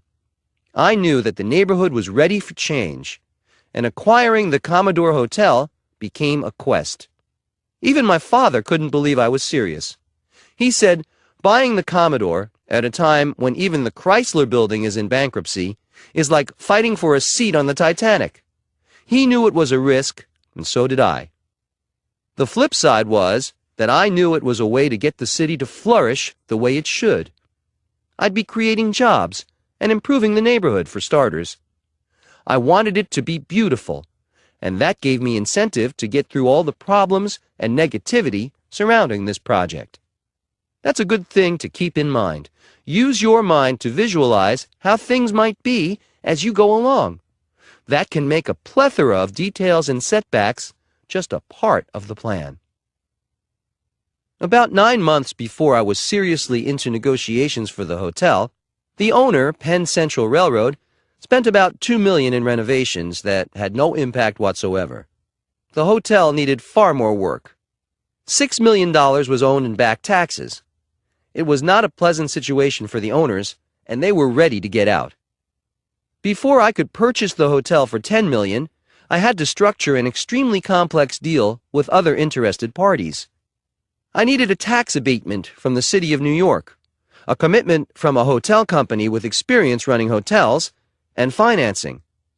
This was complicated stuff, and it took several years to negotiate everything. At one point, Penn Central wanted me to pay a non-refundable $250,000 for an exclusive option on the property. I had to stall on that. That was a lot of money for an obviously risky situation. In order to remain in the process but to have more time, I had my lawyers nitpick the contracts and slow everything down. Meanwhile, I looked for a designer who had what it took to make a spectacular building. One young architect named Dare Scott that I contacted was immediately interested. He understood that I wanted to change the dingy hotel completely, to basically wrap it in something new and shiny and give the whole area a new face. Note that I wasn't sure this deal was even going to go through, but because my goal was so clear in my mind, I went ahead and took the time to meet with an architect, as if the project was a done deal. That's positive thinking, but also pragmatic thinking, keeping things moving forward. If one thing doesn't work out, another will. Meantime, I will have met and connected with an architect that I respected and who respected me. If this deal fell through, I'd already know someone to reach out to for the next big project. I hired Dare Scott to do some drawings and asked him to make the presentation look as sleek as possible. I also started to look for an operator for the hotel. The hotel business was new to me at the time, so I needed to find someone with experience, a lot of it, because my proposal was for a 1,400-room hotel with 1.5 million square feet. That's big. I wanted a big operator, and the big names then were Hilton, Hyatt, Sheraton, Holiday Inn, and Ramada Inn. To me, the top of the line was Hyatt. Their hotels were contemporary and light, which would be the perfect antidote to the dark and dreary Commodore. It was also a fact that they didn't have a presence in New York City, though Hilton did. They might be interested. I was correct. They were. I called up the president, and we discussed a partnership. However, He was prone to changing his mind after we'd negotiate, and this was seriously interfering with any progress. So I called another executive at Hyatt who suggested I call the guy who really ran the company, Jay Pritzker of the Pritzker family, who owned a controlling interest in Hyatt.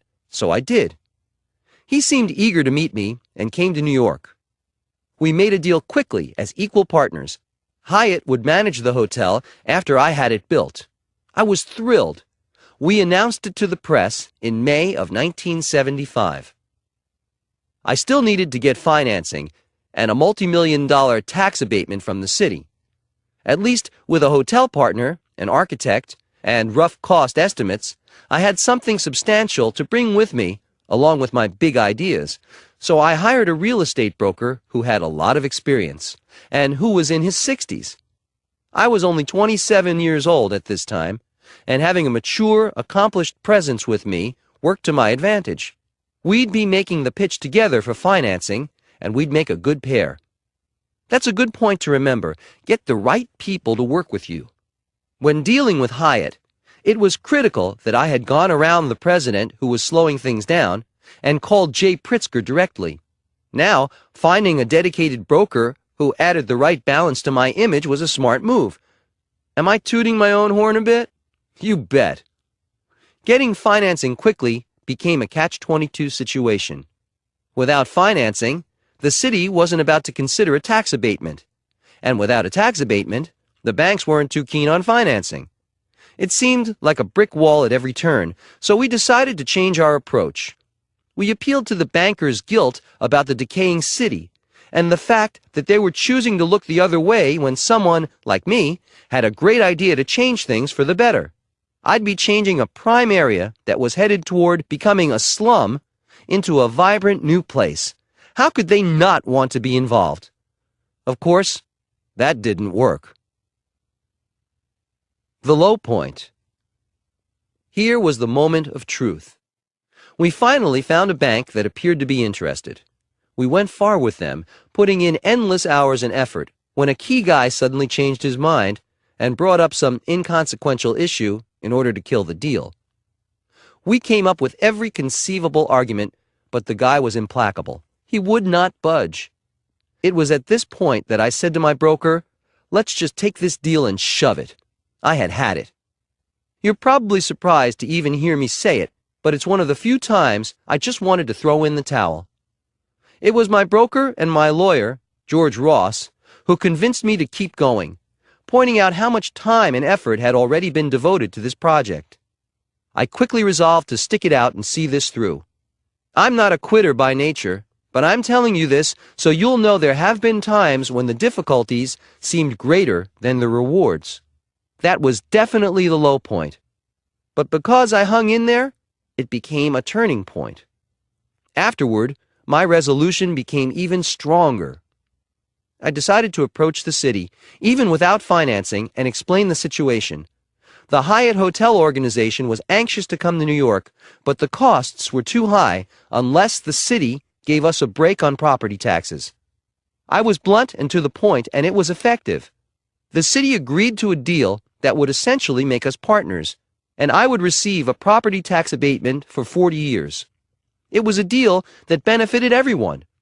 I would buy the Commodore for $10 million, with $6 million going to the city for back taxes. I would then sell the hotel to the city for $1, and they would lease it back to me for 99 years. Was this complicated? Yes, but it worked, and we eventually got financing from two institutions. One of them was directly across the street from the Commodore. I don't think they wanted their neighborhood to continue into decline, which they knew it was headed for. They knew a new and beautiful hotel could bring their area back to prime time, prime space, and prime business. The result.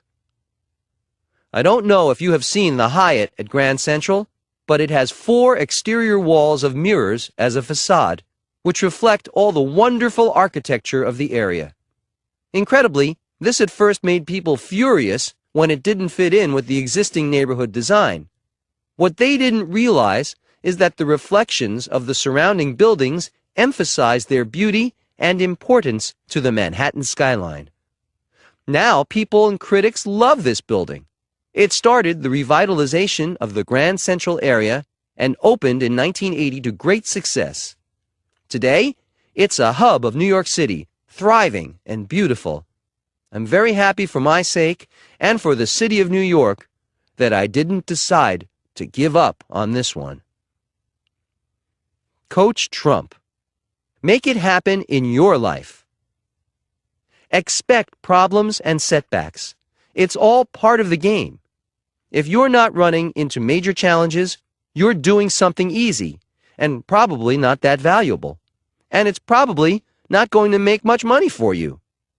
A big problem often signals a big opportunity. Be prepared to work long and hard for it.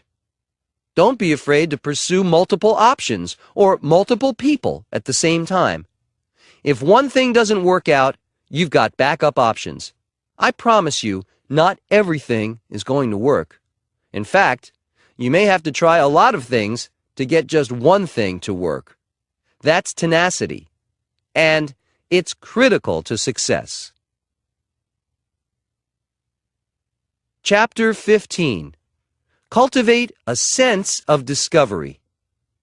A letter from my kindergarten teacher. I receive a lot of mail every day, piles of it. Not too long ago, I received a letter from my kindergarten teacher. It was a big surprise for me to come across that in one of those piles of letters. She mentioned that what she remembered most clearly about me is that I never stopped asking questions. I was the most inquisitive student she ever had. I wrote back to her that some things never change. I still ask a lot of questions, but that my curiosity and sense of discovery has served me well for all these years. I also thanked her, belatedly, for her patience many years ago, listening to all my questions. I started thinking back to those early days. Every one of my questions was the beginning of a new discovery back then, and that's how it is with me today. I hope it's the same with you. Maybe your own sense of discovery is one reason you're listening to this book. Emerson's quote, "What lies behind us and what lies before us are tiny matters compared to what lies within us," is a good thought to keep in mind. It allows your mind to think big because there are big reservoirs of ideas inside all of us. It's a way to open the channels of creative thought, which leads to discovery and achievement. It's also a reminder that no matter how much you've accomplished already, there's still more waiting for you to get done. Maybe I'm a naturally curious person, but I think it's a good attitude to cultivate. I like hearing what other people have to say, and I learn a lot that way, too. My interests are reflected in the diversity of businesses that I am involved in: real estate, the entertainment industry, golf course development, and so forth. Keeping yourself as diverse as possible can open you up to many more opportunities than you might imagine. Sometimes, one thing can lead to another. You already know I'm not big on complacency, and I'm also not big on know-it-alls. The more you know, the more you realize how much you don't know. Having this attitude is a great way to set yourself up for some big success. To be any other way is to sell yourself short. How can you possibly discover anything if you already know everything? People who come into my office for the first time are often surprised by how many questions I ask. I remember when I had 3 bathroom sinks on a couch just outside my office for a few weeks. I had to decide which one I liked the best, so I asked every person who came in for their opinion and the reasons behind their choice. You'd be amazed at how much that opened up conversation and discussion, and I learned some very insightful things about these people and their tastes. Give yourself a chance. Cultivate a sense of discovery. Chapter 16. Know when to cut your losses. Trump Shuttle. How do you decide when it is smarter to bail out than to keep paddling? As businesses go, I'd rate the airlines as a great idea if you want a lot of trouble, too much competition, too much work, and all for too little profit. Recently, we saw what happened to JetBlue. They'd had a great record, very pleased passengers, and one ice storm knocked their reputation and their credibility completely off the runway. Their popularity plummeted, and they had to issue a public apology to passengers for their mismanagement. I thought, that's the airline business for you. Even Delta Airlines, which has been established for a long time, is just recently coming out of bankruptcy. The reason I can wince knowingly about these episodes with airlines is that I owned one from 1989 to 1992. It was known as the Trump Shuttle, and it was originally a part of Eastern Airlines.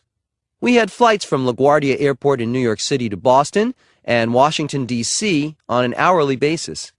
I got into the business initially because Eastern Airlines was having trouble in the late 1980s, and it began selling its routes, including its Northeastern Air Shuttle. Now, this route was heavily trafficked, and I knew it could be successful. It just needed to be buffed up a bit to make the travel time a bit more luxurious for the passengers. My previous experience with air travel was that I owned a helicopter service that provided flights to Atlantic City, LaGuardia, Manhattan, the Hamptons, and Hartford, and I also had a private jet. I knew the conveniences that a traveler would want to have. I made the new shuttle top of the line and technologically savvy with one of the first self-service check-in kiosks, and it had laptop computers available to rent. The 727s were completely redecorated with maple wood trim inside and beautiful fixtures. I was the first to provide real luxury for shuttle passengers who had been used to no-frills transportation. The low point. We hit a perfect storm. I went into this business knowing that Eastern Airlines was in trouble, and in fact, I acquired the shuttle during a threatened mechanics strike. Let's just say there were problems, but I'm used to problems, right? Well, airline problems are another story entirely. The labor strike happened, and it went on long enough that we lost a lot of passengers to Amtrak as well as to the Pan Am shuttle. In addition, we were entering into a recession, and then in 1990, jet fuel prices skyrocketed due to the Iraqi invasion of Kuwait. If it wasn't one thing, it was another. It's such a delicate business that the slightest tremor in world politics, economics, labor, or the weather, and 100 other variables can make a bright future suddenly tumble. As you know, I was having some financial problems around this time that would begin to escalate, not diminish, due to the recession that had hit. My total demise was predicted in 1991 by the Wall Street Journal and the New York Times. I had several big things falter, but this wasn't 1991 yet. It was 1990. I was sure Trump Shuttle would take off and avoid the recession. I was wrong. Trump Shuttle never turned a proper profit, and as my other business interests started to fail, my creditors were less than enthusiastic about my latest venture. In September of 1990, the ownership of the airline went to Citicorp, the airline's creditor bank. It's a complicated story, but to make it short, Trump Shuttle finally ended as such in April of 1992, and it was merged into a new corporation, which U.S. Airways bought. I have to admit, I was relieved to be out of that business. The timing wasn't right, but as I've watched the airline industry, I wonder if the timing is ever right.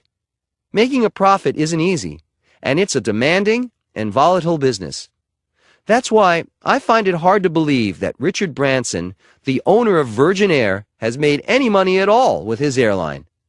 Fortunately, he has other businesses, or I don't think he'd be where he is today financially.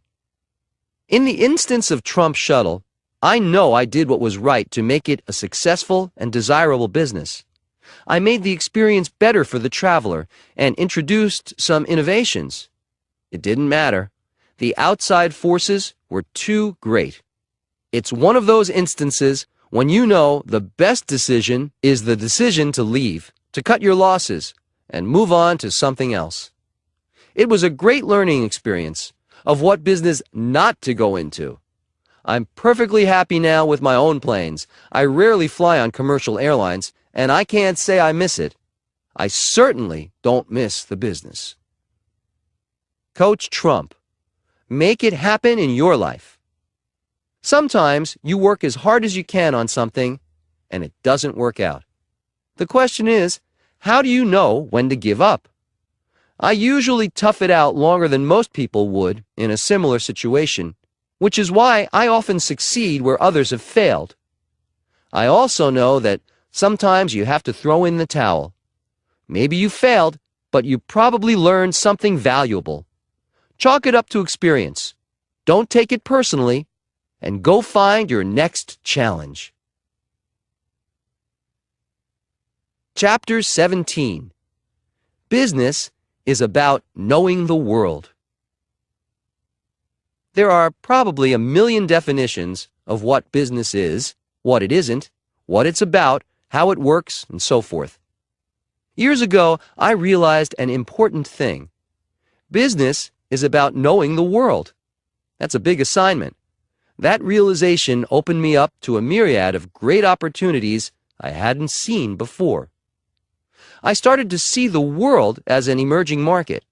That insight alone can improve your vision almost automatically, and vision is necessary for great success. In fact, if you can begin to see your neighborhood, your town, your state as an emerging market, you will be surprised at how creative you will become. New ideas will come to you even though you know every street, every house, every tree. Newness of vision can be invaluable when it comes to business. When you suddenly get some great idea, ask yourself, what am I pretending not to see? That's a good test for blind spots. Don't throw out those sudden lightning-like ideas, but be circumspect about them. Knowing the world means seeing the whole picture. That is definitely preferable to seeing a narrow slice of life and being content with a small amount of local knowledge.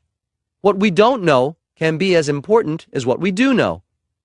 If that thought doesn't make you endlessly curious about the wide world, I don't know what will.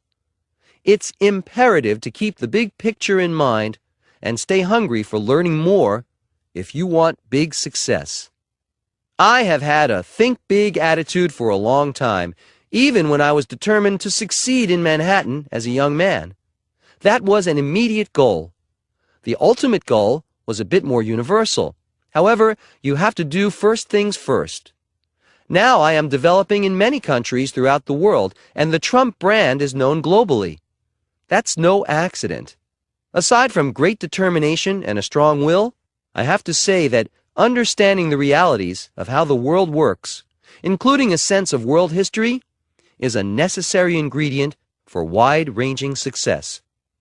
There may be flukes that will occur that catapult individuals to fame or fortune, but most often you will find that people who have operated on a large scale and remained diligent and successful for a long time also have a broad understanding of the world. I think the way technology drives business around the world today is an example of this. Visionaries saw all of this happening before most of us had given it a thought. The Internet has brought the world together in an exciting and efficient way, and all of us worldwide are affected. Technology is growing so rapidly that it's hard to keep up with the changes, even if you're in the industry. People have said, but is all this change really necessary? My answer is that refrigerators aren't really necessary. The world functioned without them for many centuries, but they sure were a great invention. In fact, for many years, countries' reputations were in part based on whether they had refrigeration or not. Emerging markets is a term very often associated with Wall Street firms. They have entire departments dedicated to fast-growing markets in developing countries around the world. Places like China, Brazil, Russia, Korea, and so on are making a big impact on the world economy. If you live in this world, it's a good thing to know something about it, because it will most likely affect you and your business goals. My advice is to change your compass from local to global while minding your local business. It may take an extra hour a day, but I can assure you it will be well worth your time and effort. How do I know this? What country do you live in? Have you ever heard of Trump? There's your answer. Chapter 18. If you think you can complete a 6-year project in 6 months, you probably can. Wollman Rink, Central Park, New York City. Very often, what I want to do involves a lot of other organizations and a lot of bureaucracy. They say you can't fight City Hall, but I have no problem going against conventional wisdom. Think for yourself and go ahead and fight, especially if it means enough to you. This particular fight had a personal element to it, the view out my living room window. My apartment in Trump Tower overlooks the historic and scenic Wollman Rink in Central Park. It's a beautiful winter scene to look out and see it filled with ice skaters, except that for 6 years it was closed, and to look at the empty rink for 6 winters in a row finally got to me. This is a story about doing something that wasn't going to be easy. In fact, it was deliberately walking into a mess. But the end result would be a happy story for a lot of citizens in New York City, as well as thousands of visitors. It was a labor of love that also turned out to be one of my favorite accomplishments. New York City's management fiasco with the renovation of Wollman Rink was an absolute classic. After 6 years of renovations to the tune of $12 million, the rink was still closed. Then the city announced in 1986 that the entire process of renovation was starting over again, from scratch. I could bear it no more, and wrote to then Mayor Koch a brand new Wollman Rink and have it done in 6 months at no cost to the city. It would be my gift to this great city. This sincere gesture was spurned by Mayor Koch, but he published my letter in the New York papers as a joke. Unfortunately for him, the New York journalists and public rallied to my side. He totally underestimated the press reaction. As one paper wrote, "The city has proved nothing except that it can't get the job done." Koch's reaction to my magnanimous gesture reminded me of the old saying, "No good deed goes unpunished." The next day, after the papers and public took my side, Koch reversed himself completely. Suddenly, the city was virtually begging me to take on Wollman Rink. We had a meeting in my office on June 6, 1986, with city officials, and long story short, we came to an agreement. I put up the construction money and agreed to complete the work by December 15th. At that point, the city would reimburse me for my costs up to a cap of just less than $3 million, but only if the rink worked. If I came in under budget, the city would pay me back only what I'd spent. If I went over budget, I'd cover the overruns myself. The low point. Although I was genuinely interested in doing this renovation, I must admit that when I went over and saw the conditions I was walking into, I had a few moments of doubt. This rink is over an acre in size, which makes it one of the largest man-made rinks in the country. There were enormous holes in the roof of the skater's house. There had been extensive water damage, and the rink required 22 miles of pipes. It also required 2 35,000-pound refrigeration units. I had publicly promised to complete all the work within 6 months. I wondered if I had backed myself into a potentially humiliating corner. If I failed, it would be in all the papers, and my reputation would definitely suffer. I had some challenges ahead of me, that's for sure.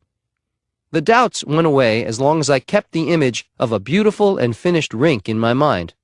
I knew I could get it done, but I wasn't kidding myself that it would be a piece of cake. The physical conditions at the rink weren't the biggest problem. There was such a lack of direction that the restoration process looked like a bumper car amusement ride that just went round and round in circles. There was no leadership. That's when I made the decision to take charge and check on this project every single day. I wanted to know what was going on, who was doing what, and I personally oversaw the process. For example, because I knew nothing about building rinks, I set out to find the best skating rink builder I could. I spoke to experts and decided on a brine system for refrigerating the ice. It's more costly, but very durable. I approached every aspect of rebuilding the rink as a personal undertaking. The rink was finished 1 month ahead of time and under budget. It was well worth the effort. The gala opening celebration for the rink was a great occasion, and we had skaters Peggy Fleming, Dorothy Hamill, Scott Hamilton, and others to help celebrate this great day for New York City. We finally had a working rink and a beautiful place for New Yorkers to play. All profits went to charity and the Parks Department. Everyone won. Was this process easy? No, it was painstaking. Was it worth it? You better believe it. When you come to New York City, don't miss it. Skating under the trees in Central Park and looking out on the magnificent skyline is an event you will never forget. Postscript to the Wollman Rink story 21 years later. Government bungling of the Wollman Rink project was made possible in part thanks to a terrible New York State law passed in 1921 called the Wicks Law. It requires local governments undertaking renovations or new building projects that cost more than $50,000 to hire 4 separate contractors: general construction, plumbing, electrical, and heating and ventilation. Local governments must hire the lowest bidder in each of these areas, even though they could save a lot of time and money by hiring a single general contractor who oversees all subcontractors. Instead of allowing competition, what it does is increase up to 30% the cost of building anything for the government in New York. Fortunately, there may be some new hope for getting rid of the Wicks Law, thanks to recent media attention. On May 29, 2007, the New York Times ran an article by Dorothy Samuels in their editorial section, which was titled "From Donald Trump to Eliot Spitzer, Still Battling Over a Wasteful Law." Ms. Samuels has always been an insightful writer who writes about significant issues. In bringing up the Wicks Law, she retold the story of how I saved Wollman Rink from government bungling and managed to educate the citizens of New York City about something they probably weren't aware of unless they are in real estate construction. It's something that affects them by driving up government costs and taxes. I have to say, it was nice to be remembered 21 years later as someone who tried to make a difference and did. Let's hope this situation will be remedied soon. It will benefit everyone.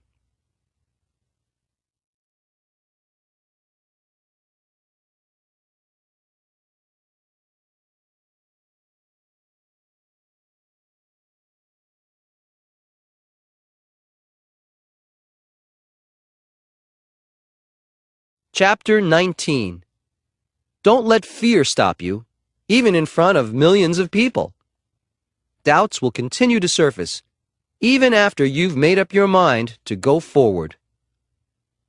A Saturday Night Live story.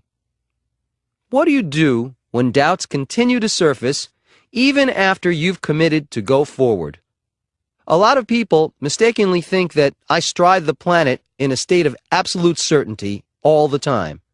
The truth is, there are times I have to wrestle with doubts after I've made big decisions. The challenge is what you do with doubts. Handled poorly, doubt can sap your spirit and resolve. Handled well, doubt should make you smarter and strengthen your chances for success. I will always remember the day Jeff Zucker, the president of NBC, called to make an appointment to see me in my office. The Apprentice was already the hit of the season on NBC, and I didn't think he'd be making a social call, considering the schedules both of us keep. However, I was not prepared when he came in and said to me, "Donald, do me a favor. Host Saturday Night Live." Hosting Saturday Night Live is usually a job reserved for professional entertainers, from Billy Crystal to Kevin Spacey, from Robin Williams to Alec Baldwin. While I was honored to be asked, I wondered if this was a very big chance to make a fool of myself. I had a few moments of doubts like that, and then realized it would be a great opportunity as well as a great challenge. It might even be fun. I said yes. The low point. I didn't really know what I was getting myself into, but it was too late now. After Jeff left, I started thinking of a live audience, comedy skits, a monologue, facing off with Darrell Hammond, who imitates me very well, and who knows what else they'd come up with. This is a particularly good story for this book because it illustrates how doubts, potentially one of the worst forms of adversity, can continue to surface even after you've made up your mind to go forward courageously with some big risk. Let me tell you, I had major doubts about this one. It's not always smooth sailing just because you've decided to do something with enthusiasm. Running through my mind was the fact that if the show was a disaster, millions of people would witness it live without edits. It was a great opportunity to flop on a huge level. The doubts swelled, and I knew I had to regroup. The more I thought about it, I realized the show is legendary. I know its creator, Lorne Michaels, and the writers are fantastic. I knew I'd give it my best shot. As I've always said, you've got to think big. Anyway, the process of this live show was an incredible experience. First, on Tuesday, I met with Lorne's team of gifted writers, led by Tina Fey. They asked questions and pitched a lot of ideas. It was an intense and productive hour. By Thursday, we were reading through the sketches with the members of the Saturday Night Live team. They are pros, but very amiable and helpful. So it was a pleasure, and I felt some of my nervousness vanishing. I knew I was facing some pretty big hurdles, and I was wondering how it would all fall into place in the 2 days we had.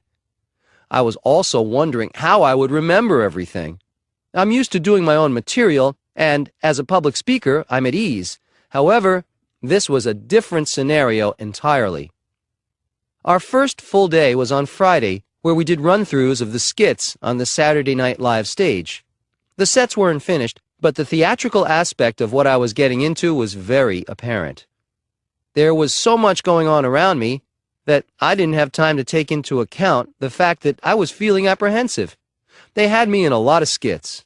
I would be a hippie in a business meeting, the author of a romance novel, a lawyer, a character in The Prince and the Pauper, along with Darrell Hammond, a keyboard player, and more. In addition, the costume changes had to be taken into consideration. There wasn't much time between skits, and one skit required a mid-skit costume change. Fortunately, they have a wardrobe team that later takes over and navigates you through the show. Since I'm a guy who likes to know everything that's going on, I will admit that a few times I felt a bit overwhelmed. Things were going pretty well, and my confidence level was improving, especially when I saw that the Saturday Night Live regulars were enjoying the proceedings and having a few good laughs themselves. Then I saw my costume for the Chicken Wings number. This was a commercial for Trump's House of Wings, a skit that was popular from the first time we tried it out. It involves singing chickens, with me in the middle of them. I don't need to say more. I had already said the chicken outfit was out, and what they gave me instead wasn't much better. A bright yellow polyester suit that would make anyone look like a sitting duck for smart comments. I remember saying to someone, "What have I gotten myself into?" Little did I know, the hard part was coming, the monologue. Think about it, walking out on stage with millions of people watching and hoping to be funny. Then think about this, what if I wasn't funny? Here's a word to the wise, don't think about it. You have to go for it, or you will just freeze up thinking about it. I want to stop here to reiterate what I just wrote. It is absolutely true that sometimes you have to get out there and do it. Being tentative can lend itself to fear, and fear of failure can halt you immediately. You have to work despite your fears, and very often, they will disappear. Don't let fear stop you. I know, it's easier said than done. I even said to the set builders at this point, "What am I doing here? I should be building like you. I can relate to you guys." Once I got deeper into the rehearsals, it went well. We got some good laughs, which, believe me, was a wonderful sound. And I had gotten through a very big test of my ability to handle pressure and a new environment. In fact, I remember thinking that maybe I'd ask Darrell over to my office one day so I could take a break and he could play me for a few hours. Thinking these thoughts managed to take my mind off the live show the next night. It was all still very new to me. The next day was Saturday, which ends up being a marathon day for everyone. We ran through the show for a live audience of 300 people. This was considered to be the dress rehearsal, and the skits that are most popular with this audience will make the final show.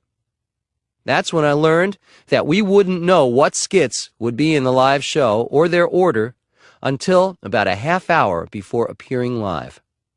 I'm someone who likes having things in order and ready to go, no matter what it might be. This news hit me with a strange sense of surprise. I'm used to having and studying blueprints for a long time, for example.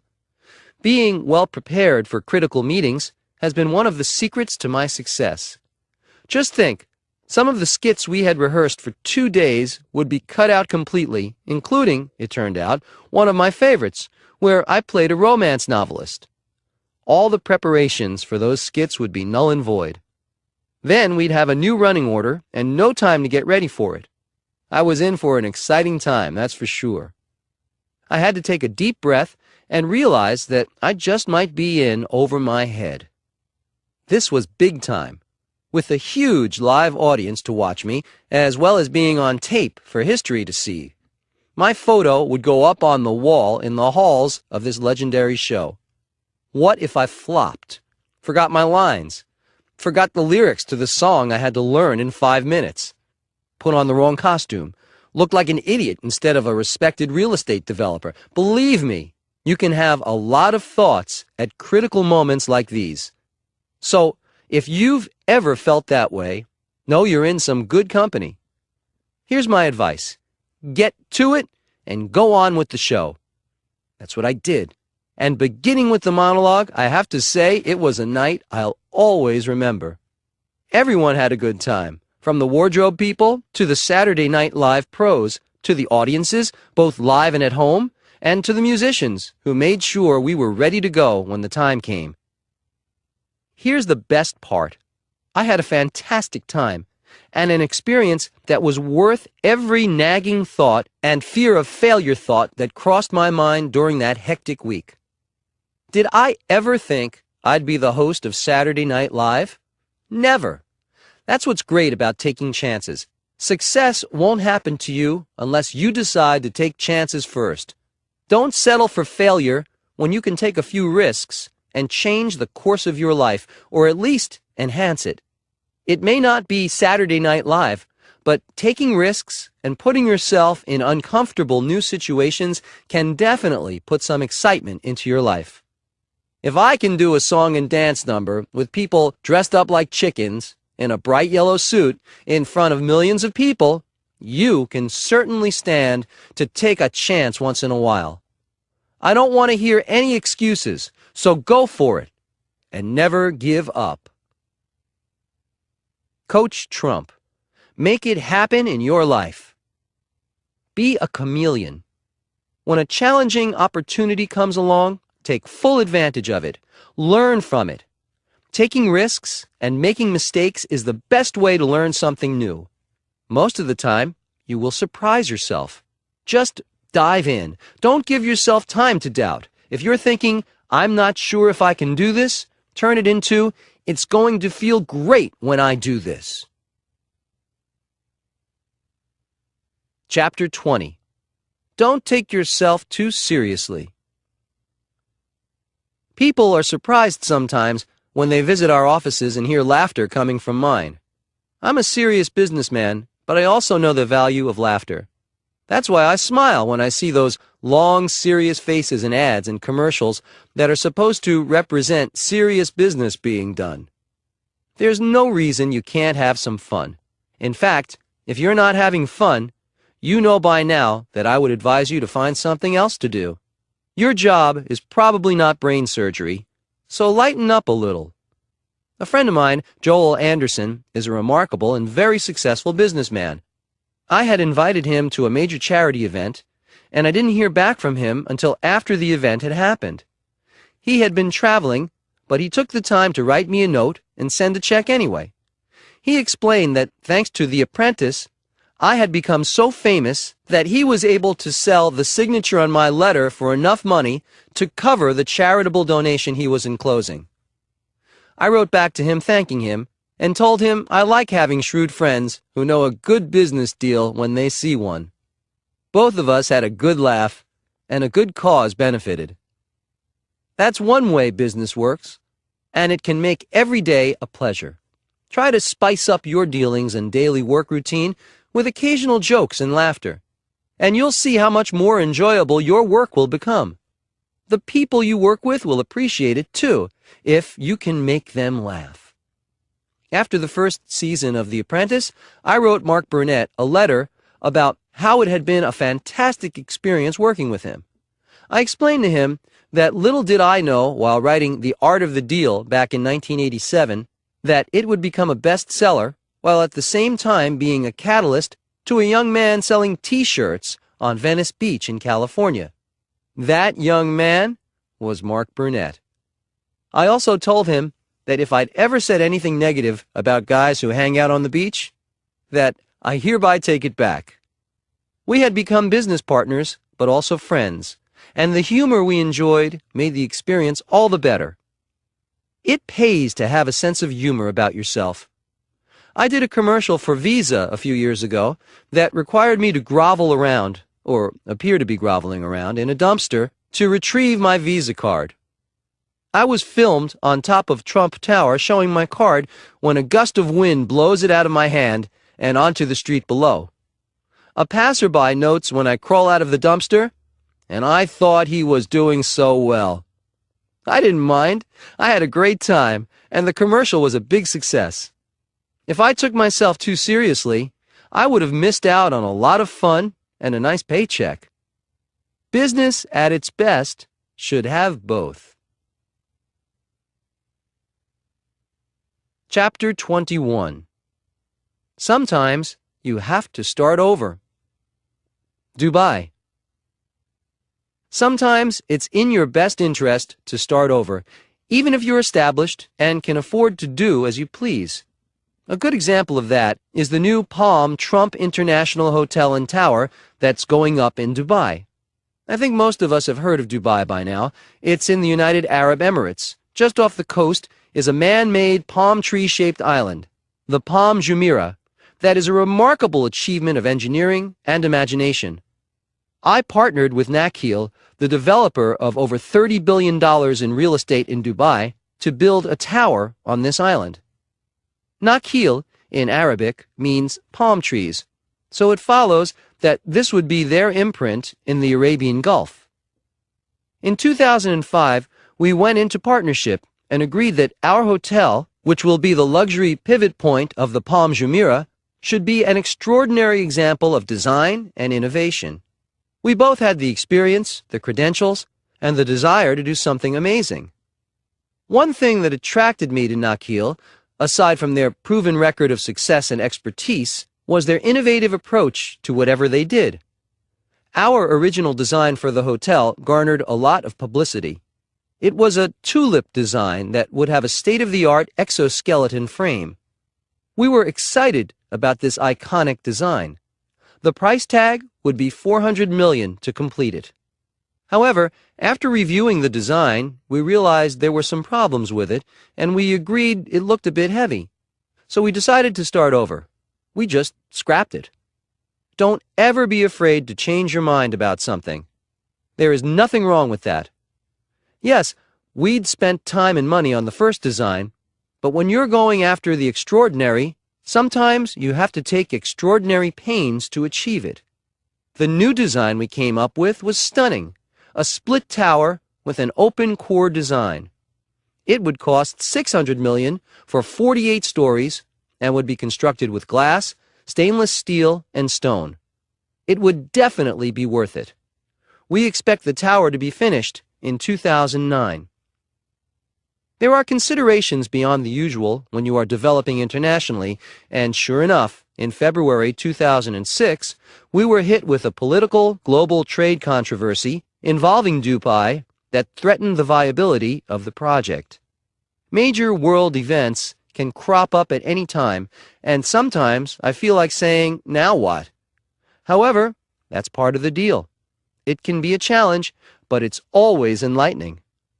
Anyway, The controversy was over the sale of shipping port management businesses in 6 major U.S. seaports to a company that was based in the United Arab Emirates. This received huge attention as a national security debate in the United States.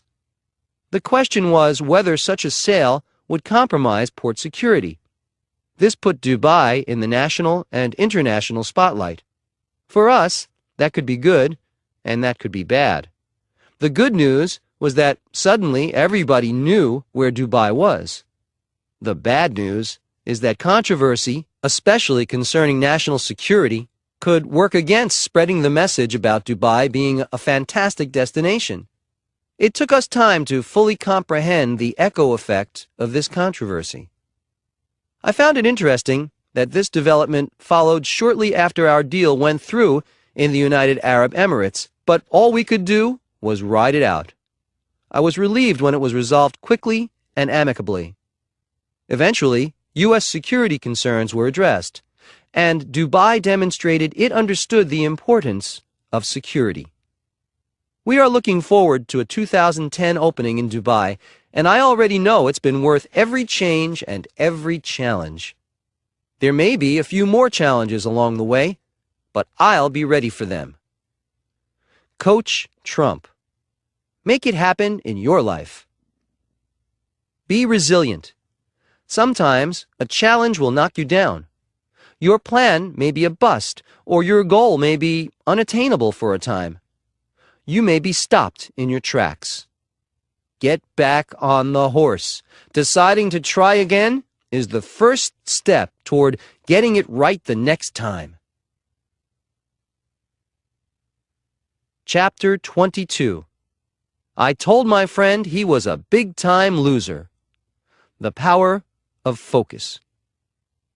I'm fortunate to have the capacity to change my thought patterns quickly, to focus on something new without a long adjustment period. For example, people have commented on how quickly I conduct meetings. I can lead effective and productive meetings one after another without any downtime between them. I credit this ability to knowing what focus really is, and the ability to get to the point very quickly. My focus is always on the solution to whatever the problem or challenge might be. In contrast, I have met so many people who waste a lot of their time, and mine, talking about their problems. It becomes very clear to me that they are avoiding looking for a solution. They either like the drama of their situation, or are too lazy to make the effort of using their brains to look at solutions. Thinking takes energy, and it shouldn't be wasted dwelling on the wrong things. For every problem there is a solution, and capable people will look for that solution. Make sure you're one of the capable people. Getting to the point is sometimes just a matter of asking yourself the right questions and answering them honestly. I remember an old friend who was miserable in his work, going on about his travails, when I had repeatedly told him he was in the wrong profession to begin with. I finally became very abrupt with him and told him he was a big-time loser.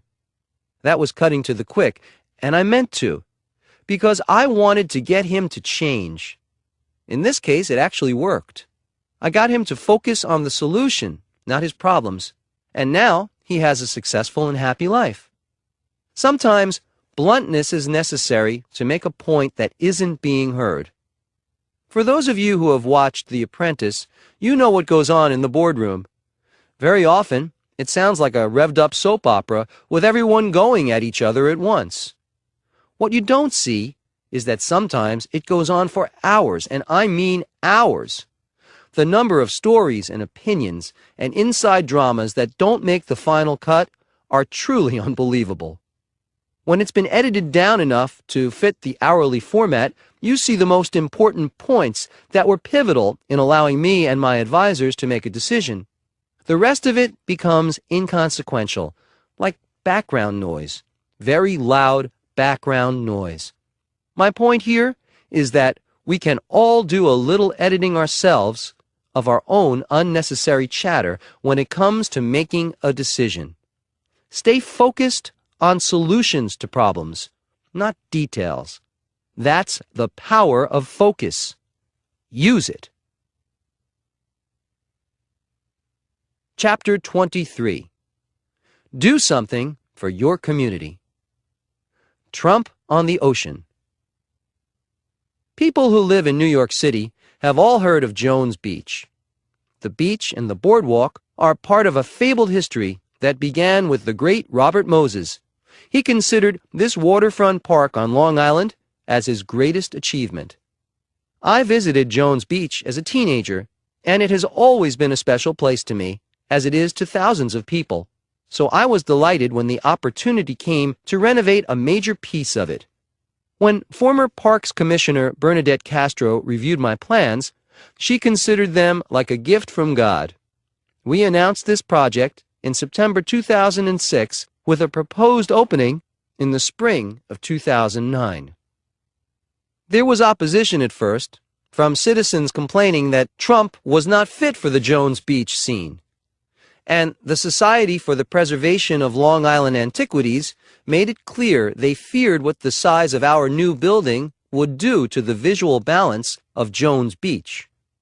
When they realized how involved I was in the building plans and the fine details, and how concerned I was over the impact of the development on the community and the environment, they were reassured. I even brought out a piece of marble, Breccia Oniziata, to show them. I thought it would look great, and it will. It's the same marble I used at 40 Wall Street. It's sepia and really beautiful. There will always be naysayers to anything you try to do, but this is a good example of how you can help your community. When they realized how this project would revitalize the local economy and how beautiful it would be, the negativity lightened up. And most people think it's going to be fantastic. They're right. It will be a win-win situation for everyone. I told people I wanted to bring this historic site up to the gold standard it deserves, to make it a destination point worthy of its amazing history.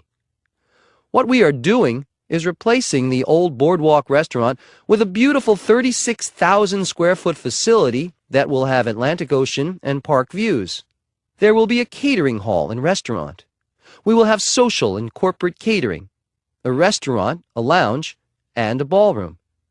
It will restore Jones Beach to prominence in the life of New York City. In fact, New York can expect to make around $75 million from it over the next 40 years. The building will belong to the state. Not a penny of taxpayer money will be spent. Our long-term lease required special legislation, which was not a surprise. We're in good company, however. Only one other New York Parks contract has a term that long, and that's Niagara Falls. We had to deal with a lot of roadblocks, but we prevailed, and it will be a fantastic site. Being in a position to help out at Jones Beach has been a tremendous feeling. I know detractors will be pleasantly surprised when they see how well integrated the design will be with the environment and the park. In a way, I am paying tribute to Robert Moses.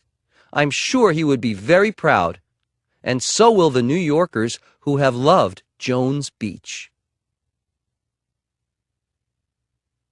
Chapter 24. Defending the Flag. I have been fighting battles over flying the American flag. Can you believe it? At my California golf club, Trump National Golf Club, Los Angeles, I put up a big American flag and built a flagpole specifically for that purpose. Suddenly, they were saying it was too big. Too big? Too big for what? It faces the Pacific Ocean. I think the Pacific Ocean can handle it. I never thought that flying the American flag on American soil would be considered subversive, but that's what it amounted to. Although there will always be some small-minded people who have a complaint to make. They made their complaints, but then came the backlash. Everyone rallied to my side in defense of keeping the beautiful American flag waving. The publicity was terrific, not only for patriotism, but for my property. Suddenly, everyone knew about this beautiful golf course that fronts the Pacific Ocean, and everyone knew that the American flag meant enough to me to go to battle for it. I didn't have to do much persuading to keep the flag. The uproar that ensued did the persuading for me. So I decided to put up the American flag on my Mar-a-Lago estate in Palm Beach, Florida. I would love to tell the story, but I've agreed with the town not to do so. But I'm pleased to report that the town is happy. I'm happy, and most importantly of all, the flag flies proudly. Always remember, some things are worth fighting for. The American flag is one of them. Chapter 25. When your wardrobe malfunctions in front of 10,000 people, make it part of your act. 2 public speaking screw-ups. Everyone gets egg on his face sometimes, including me. Screw-ups may not seem so funny at the time, but at least they make life interesting. Fortunately, in almost every instance, even big goofs can work out for the best. I know that sounds cliched, but it happens to be true. I was scheduled to speak in Dayton, Ohio, and about 5,000 people were waiting. I was flying in from New York City along with a camera crew who would be filming the speech for footage on The Apprentice. Just as we were ready to take off, my jet stopped. My pilot said there was something wrong with the brakes, and he didn't think it was safe to proceed. So we tried to get a commercial flight, but there weren't any that could accommodate the large group we had. I started to wonder if I might have to cancel the speech. However, when I give my word that I'll be somewhere, I do my best. So what I did was to call all my friends and ask if anyone had a private jet we could borrow. Sure enough, someone had a jet at LaGuardia that wasn't being used. So we all piled out of my jet and into another jet and finally took off for Dayton. I figured it would all go well from then on. The low point. When we landed in Dayton, it was pouring. Just pouring buckets of rain. Plus, it was rush hour. It was such a mess that they arranged a full police escort for me and my entourage to get from the airport to the arena where I'd be speaking. It still took a long time. This was beginning to seem like a trip to China, not Ohio.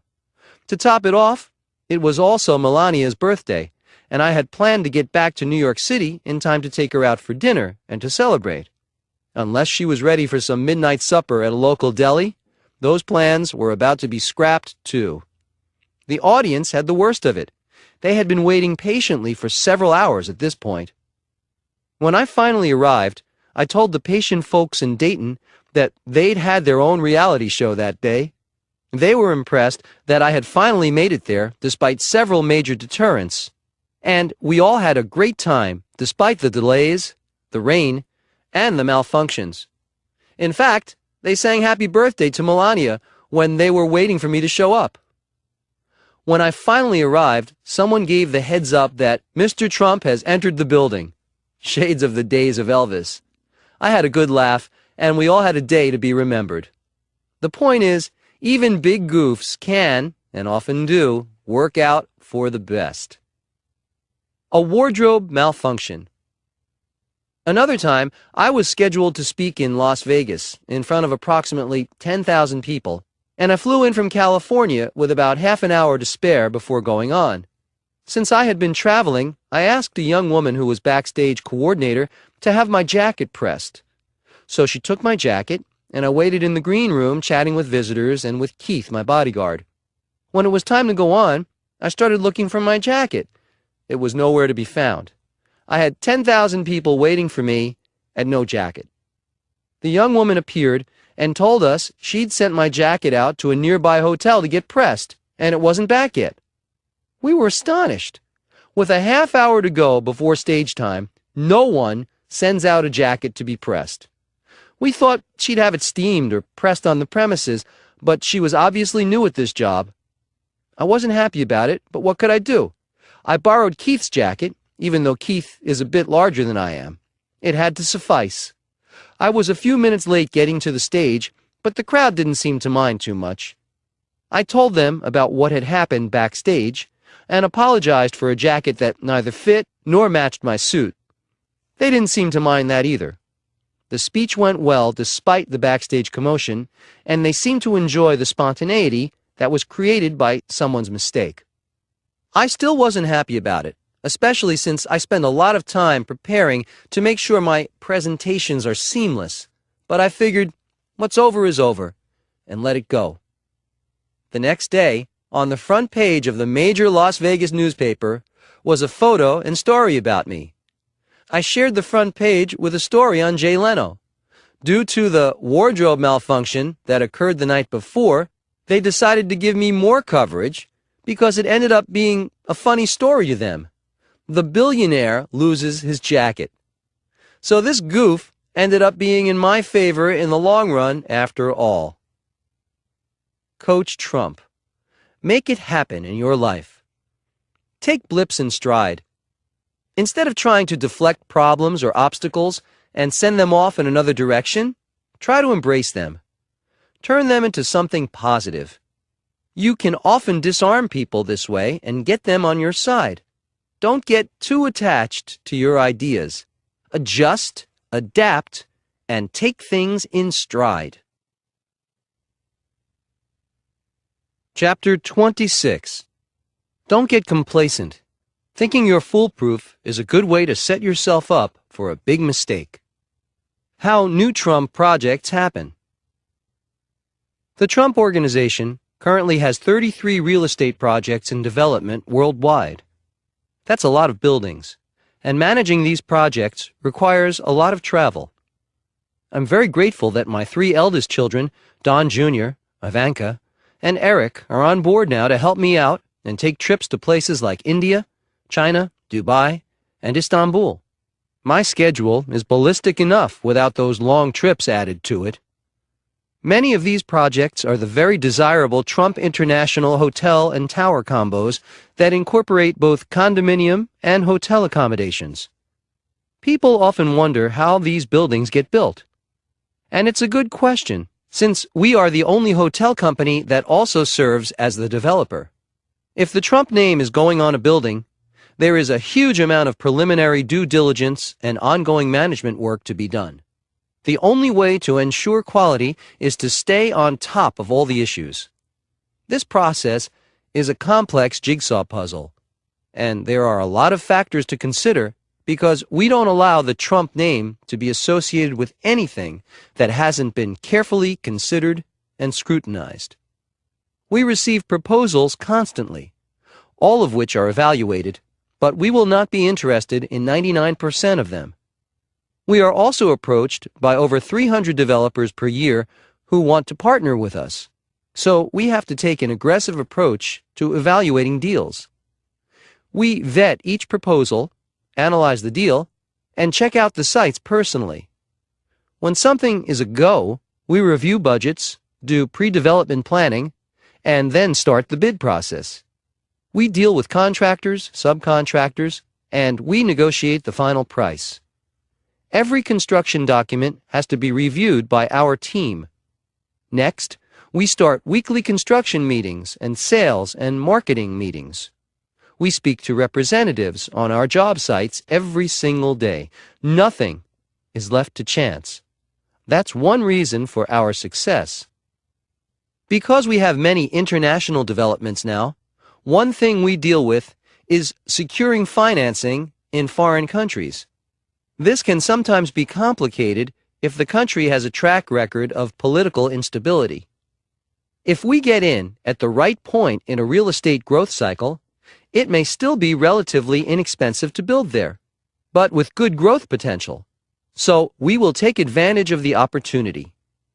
It would be easy to get complacent because we've had a lot of successes, but we know there is always risk around the corner.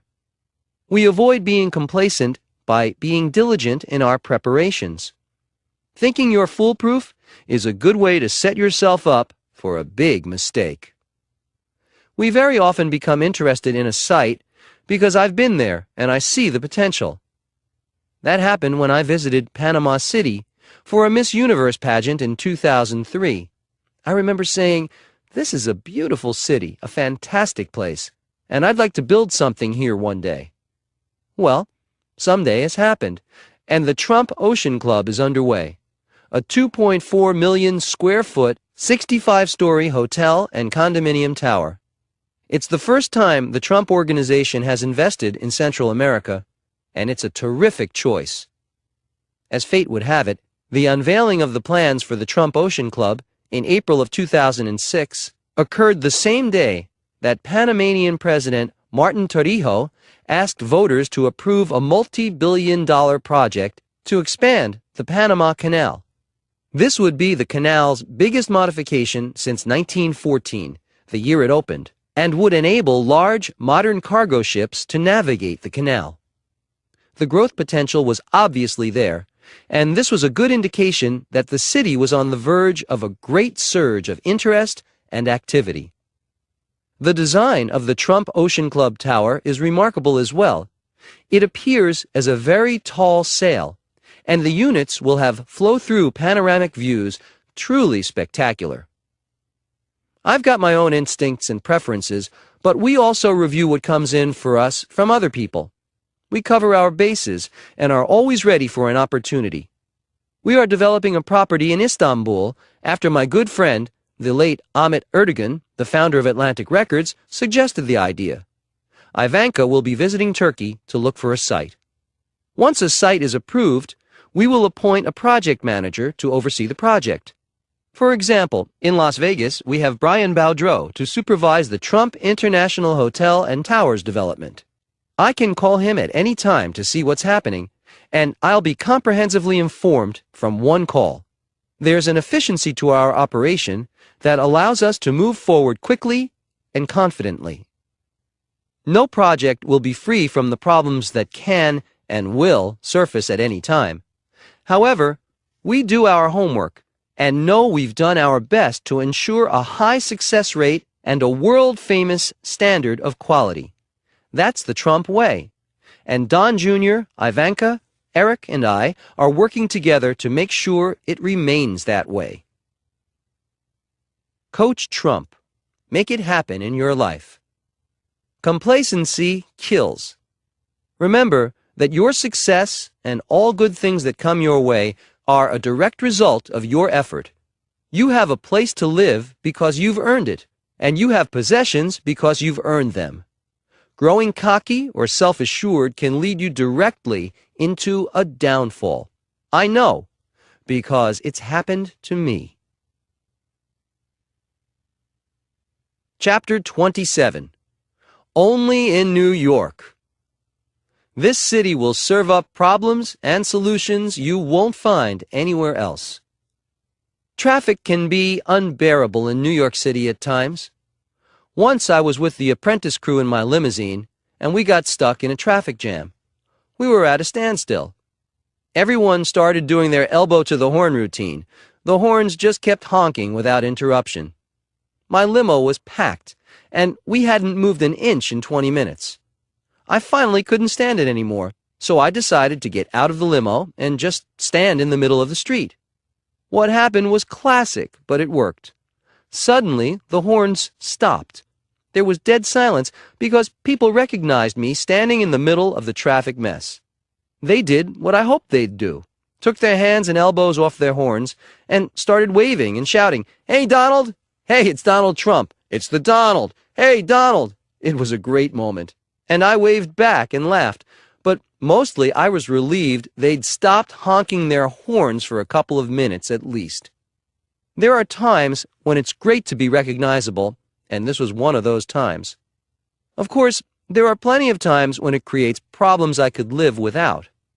I have a great security team, but now and then things can happen.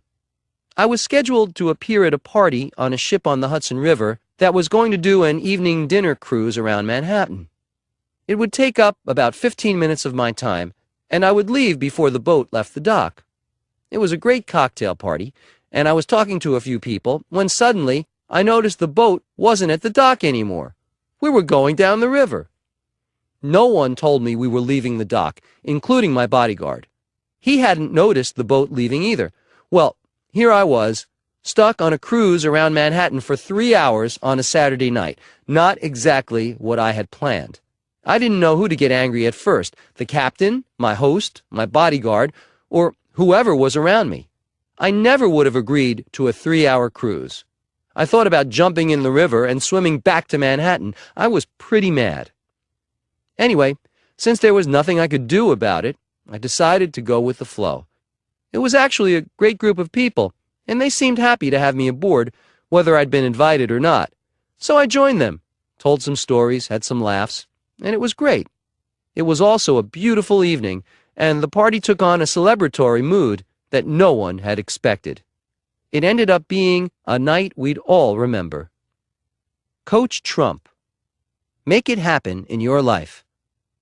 My advice to you is go with the flow, especially if you don't have a choice. This time I actually enjoyed some of the smooth sailing that was totally unexpected and not on my agenda. I was thinking, life is like that sometimes. It helped a lot when I just lightened up a bit and managed to have a good time. Try it yourself sometime. You'll find it will work for you whether your name is Donald Trump or not. Chapter 28. How to De-stress. Everyone has his or her own way of letting off steam, letting go of tension, and changing thinking patterns. Whatever works for you is the best choice, as long as it's not self-destructive or destructive to others. That's why I like to golf. Golf is a brain game, but it can be totally relaxing at the same time. I find it opens my mind to new possibilities, and I can problem solve very effectively while I'm on the golf course. What I do in the office at times is to practice my swing, or I'll just pick up a golf club and think about the game. That action alone is a breath of fresh air, even if it's office air, and helps me see things creatively or in a new light. I know that some people find music or exercise does that for them, but for me, it's golf. Another way to de-stress is to replace negatives with positives. This applies in many areas. For example, I try to surround myself with positive people and get rid of the negative types. Anyone who visits my office will notice that I have many photographs of my family, my parents, my children, and Melania. That's a great positive focus to keep. Not that I need reminders, but a glance now and then can keep things in perspective. I also have photos and mementos of achievements that have meant a lot to me over the years. So, if the going is rough, I have tangible reminders of past successes.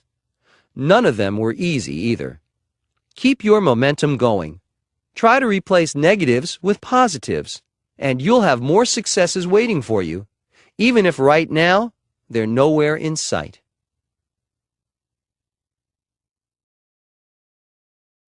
Chapter 29. You will be attacked for trying to change anything. Mar-a-Lago. Marjorie Merriweather Post officially opened her Mar-a-Lago estate in 1927. She was then Mrs. Edward F. Hutton, and she spent 4 years constructing this incredible estate, which is on a coral reef in Palm Beach, anchored by concrete and steel. For you etymologists, Mar-a-Lago is Latin for sea to lake.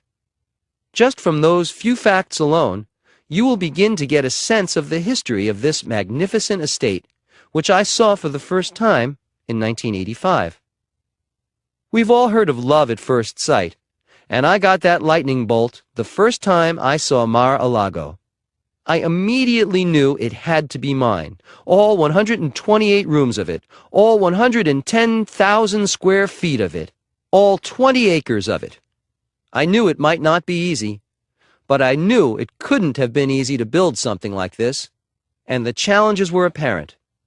It was a bit of a wreck from neglect, but nevertheless, I was determined to own it. I think you should know a bit about how Mar-a-Lago came into being, considering it's a historical monument. Ms. Post, who was the serial heiress, obviously thought details were important. 3 boatloads of Dorian stone were shipped from Italy. Over 36,000 original Spanish tiles were laid. 2,200 square feet of black and white marble from an old castle in Cuba were used for the dining room floor, and a 75-foot tower topped the main structure. Palm Beach society was under the combined forces of Mar-a-Lago and Post. and for good reason. This place surpassed the glory of Newport and San Simeon mansions in a New York minute. In 1969, the Department of the Interior designated the estate as a National Historic Site, and the property was placed on the National Register of Historic Places. After Ms. Post's death in 1973, the estate was transferred, according to her will, to the federal government for use as a presidential retreat or for diplomatic purposes. 10 years later, because there were security concerns, as well as a huge maintenance bill, the government conferred the title back to the Post Foundation. Then I came along in 1985. A lot happened between 1985, which was my first glimpse of this spectacular wreck, until 1995, when it was opened as a private club. Buying the property was the easy part. There weren't too many legitimate offers out there. I paid the Post Foundation a grand total of $8 million for the house and the grounds, including $3 million for all of the original furnishings. This included the china, the crystal, and the goldware. This was a record-setting price, but in reality, it was a low price for Mar-a-Lago. Another reality I was soon to face was the opposition of Dina Merrill, Mrs. Post's daughter. Although she was more concerned with her acting career than with the well-being of this priceless estate, she did everything she could to thwart me. However, other members of the Post family took my side and realized that I would preserve the integrity and elegance of Mar-a-Lago. One of them, Marjorie Post Dye, the first grandchild and namesake of Marjorie Merriweather Post, referred to me as a big blue-eyed guardian angel hovering in a holding pattern just waiting to land and take charge. This family member later told me I had saved Mar-a-Lago. My point is this: you will always have detractors. That's life. The higher you aim, the more opposition you will encounter. In spite of this, there will always be someone who will see your good motives for what they are.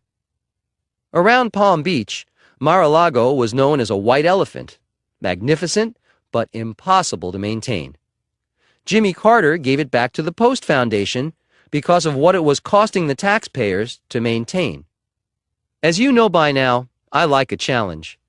I used the house as a private residence until 1995, but my first thought when I saw it was that it would make a fantastic private club. Along with this great idea came another huge obstacle. Zoning and local ordinances would never permit this. It would never happen. It had to remain as a private house, or the property would be subdivided. This was a horrific thought, but that was reality. I was living very happily with my family at Mar-a-Lago, even though it is far too big as a house. There were parts of it I had never seen. There were bomb shelters, for example, and many wings were left vacant. The low point. Then, in the 1990s, I ran into a financial crisis, to the tune of billions of dollars. You can imagine my thoughts. Great time to own a money pit. But I can tell you, I didn't actually find it a great weight. I had so much else to worry about that even with its problems, Mar-a-Lago felt like a minor weight to me. I remember being in a room full of bankers, trying to work out a very complex situation, and they were friends who were truly trying to be helpful. Trying to be light-hearted in a dire situation, I said to them, "Well, since it's Friday, I think I'll go down to Mar-a-Lago for the weekend on my 727. They didn't think that was very funny, and I knew immediately I'd made a big mistake. So I quickly told them I was going to subdivide Mar-a-Lago and call it the Mansions at Mar-a-Lago, and promised them it would be a huge moneymaker. That worked. I saw their anger disappear immediately. However, now I was stuck with doing something about what I'd just promised. The thought of subdividing Mar-a-Lago was anathema to me. I went to Palm Beach with the idea in mind because it was a logical solution to the problem, and I met with the town attorney and the town building inspector. I thought I was entitled to 14 lots, but they suggested I ask for 8, because then the zoning board would go through quickly. However, the town rejected my proposal, even though it was a routine proposal, nothing extraordinary or outlandish, and less than what I was entitled to ask for. But I was amiable and went along with whatever they were demanding. I was wondering how long they would continue to try to bamboozle me. Here's where it's important to stop and think for a moment. If you remember, I had hoped to turn Mar-a-Lago into a club in the first place, but I had doubts, big doubts, that it could ever get rezoned as a club. Instead, look what happened. I had been denied my legal right by not being allowed to subdivide the land. I was entitled by law to 14 subdivision lots. I knew this, and they knew it, and it was totally unfair. I actually think they were very embarrassed by their hard-nosed stance against me, but it worked to my favor. They might also have known I could take them to court. You may be right if you're thinking, is anything ever easy for this guy, even if his name is Donald Trump? Doesn't seem so, does it? However, I was determined to set this straight. As a result of the treatment I got from the city of Palm Beach, my team and I went over everything we had done in the past year and a half and made sure we had complied precisely with every demand. Then we reviewed the actions of the Landmarks Preservation Commission as well as the Town Council, and we decided to file a $100 million lawsuit. My civil rights had been denied, and we all knew it. I saw a way this could work to my advantage.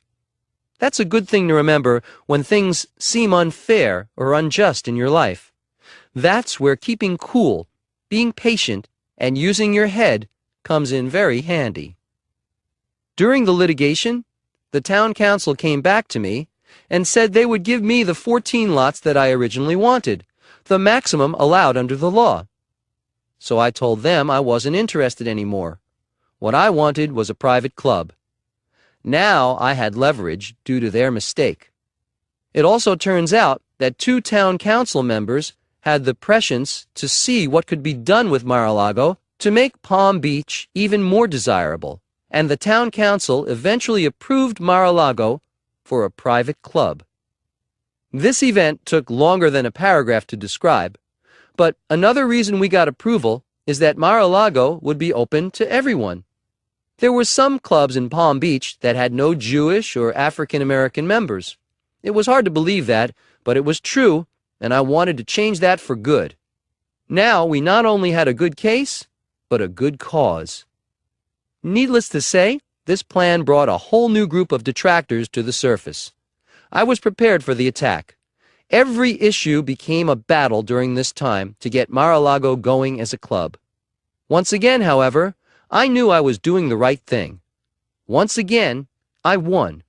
In 1995, Mar-a-Lago became a spectacular private club.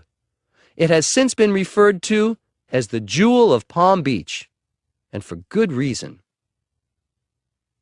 Coach Trump, make it happen in your life. You might think I would get tired of all the fighting around Mar-a-Lago. It's a funny thing, but sometimes you find that the more opposition you encounter or create by your actions, the more energy you get. Try that approach sometime instead of throwing in the towel or being disgusted when you run into opposition. You'll find out how tough and smart you really are. The actions of the town council, along with the archaic response of the town against the club that admitted all people, gave me a tenacity that could not be beaten. Repeat that to yourself. I'm doing the right thing, and I will not be beaten. At the same time I was struggling to create Mar-a-Lago, I had many difficulties, obstacles, and setbacks with many other projects as well. I started to learn to expect problems. Experience can give you a resiliency that is very valuable. When you get to that point, remember, don't give up. Those words can get you to great places, can get you to the place you want, and can change attitudes that should be changed. That's winning. Postscript.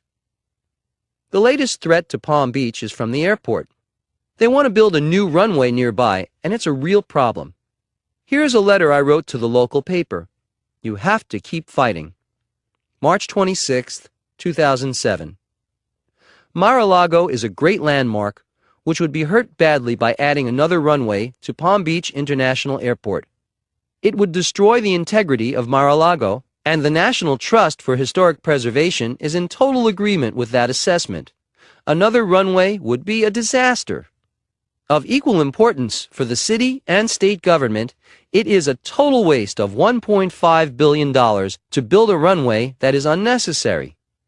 My pilots and others who are familiar with aviation and the peculiarities of airports feel it is a complete and total waste of money, as the current runways are adequate and will be well into the future.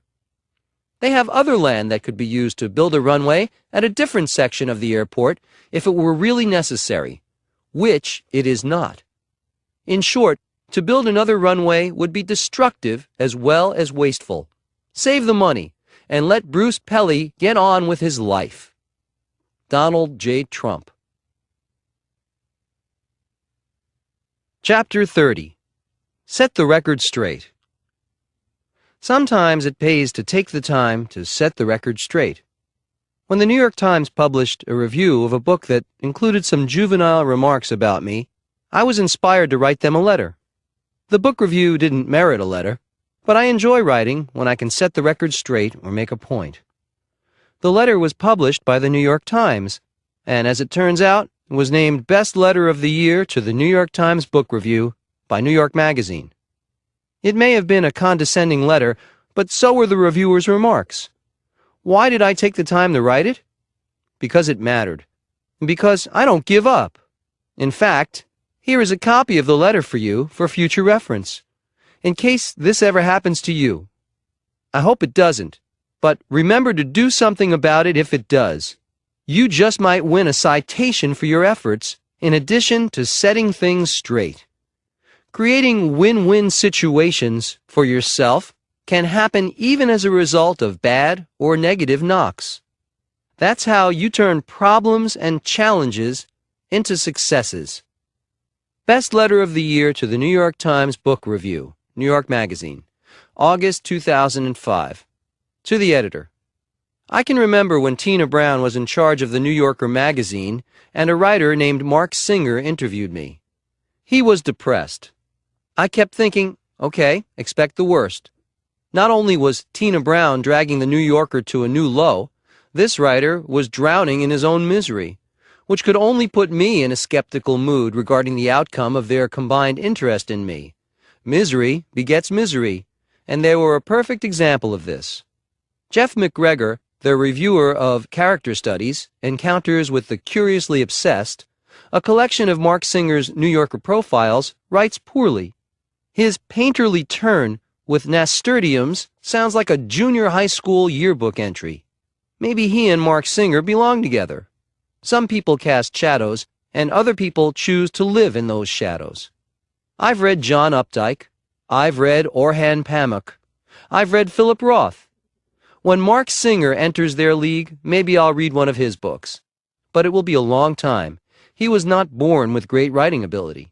Until then, maybe he should concentrate on finding his own lonely component and then try to develop himself into a world-class writer instead of having to write about remarkable people who are clearly outside of his realm. I'm a best-selling author for close to 20 years. Whether you like it or not, facts are facts.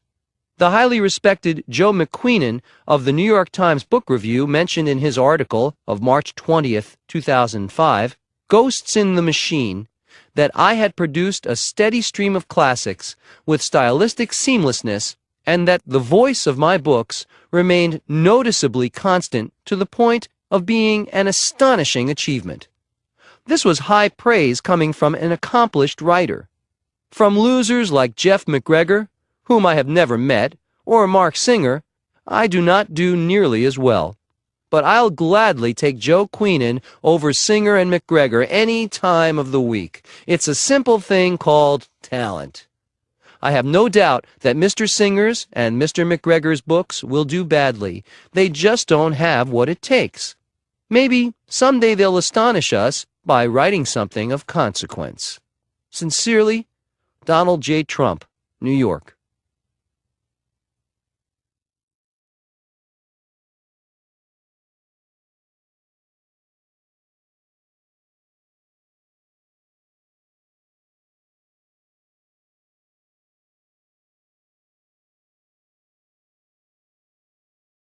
Chapter 31. Do give up on complainers. I don't believe the customer is always right. Here's a good example. I read recently that Sprint Nextel has cut more than 1,000 customers for being too high maintenance. Apparently, these clients call customer service too often and make what the company says are unreasonable requests. While the average subscriber calls customer service less than once a month, these 1,200 subscribers getting released by the company call 40 to 50 times more frequently.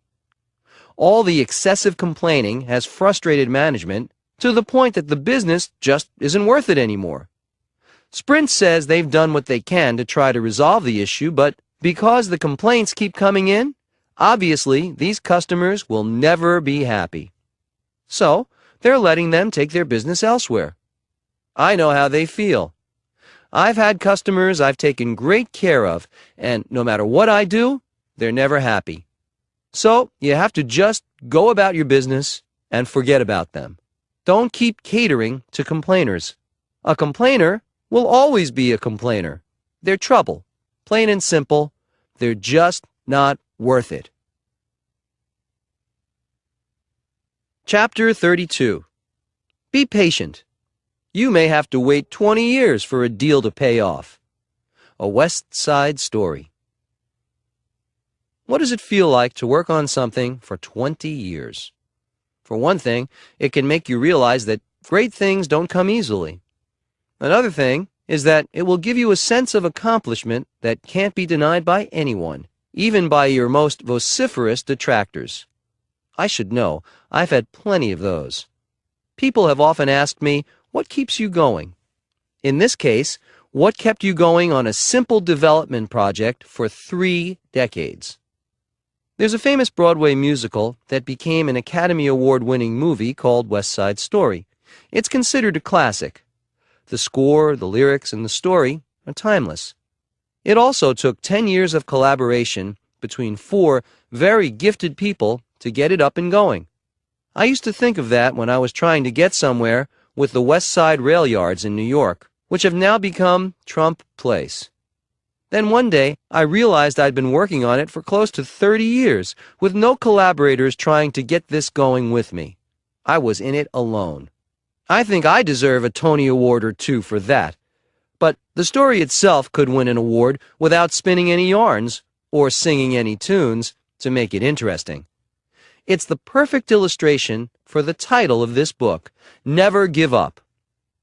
This saga began in 1974 when I secured the option to buy the West Side Rail Yards from Penn Central Railroad. The city wasn't doing great, and the West Side wasn't as cool as it is now, by a long shot. But this was riverfront property, and I was getting it at a very low price. It was my first major deal in Manhattan. During the next 5 years, I was busy with my other projects, which included the Commodore Hyatt renovation, Trump Tower, and Atlantic City. At the same time, government subsidies dropped for the sort of housing I was considering for the location.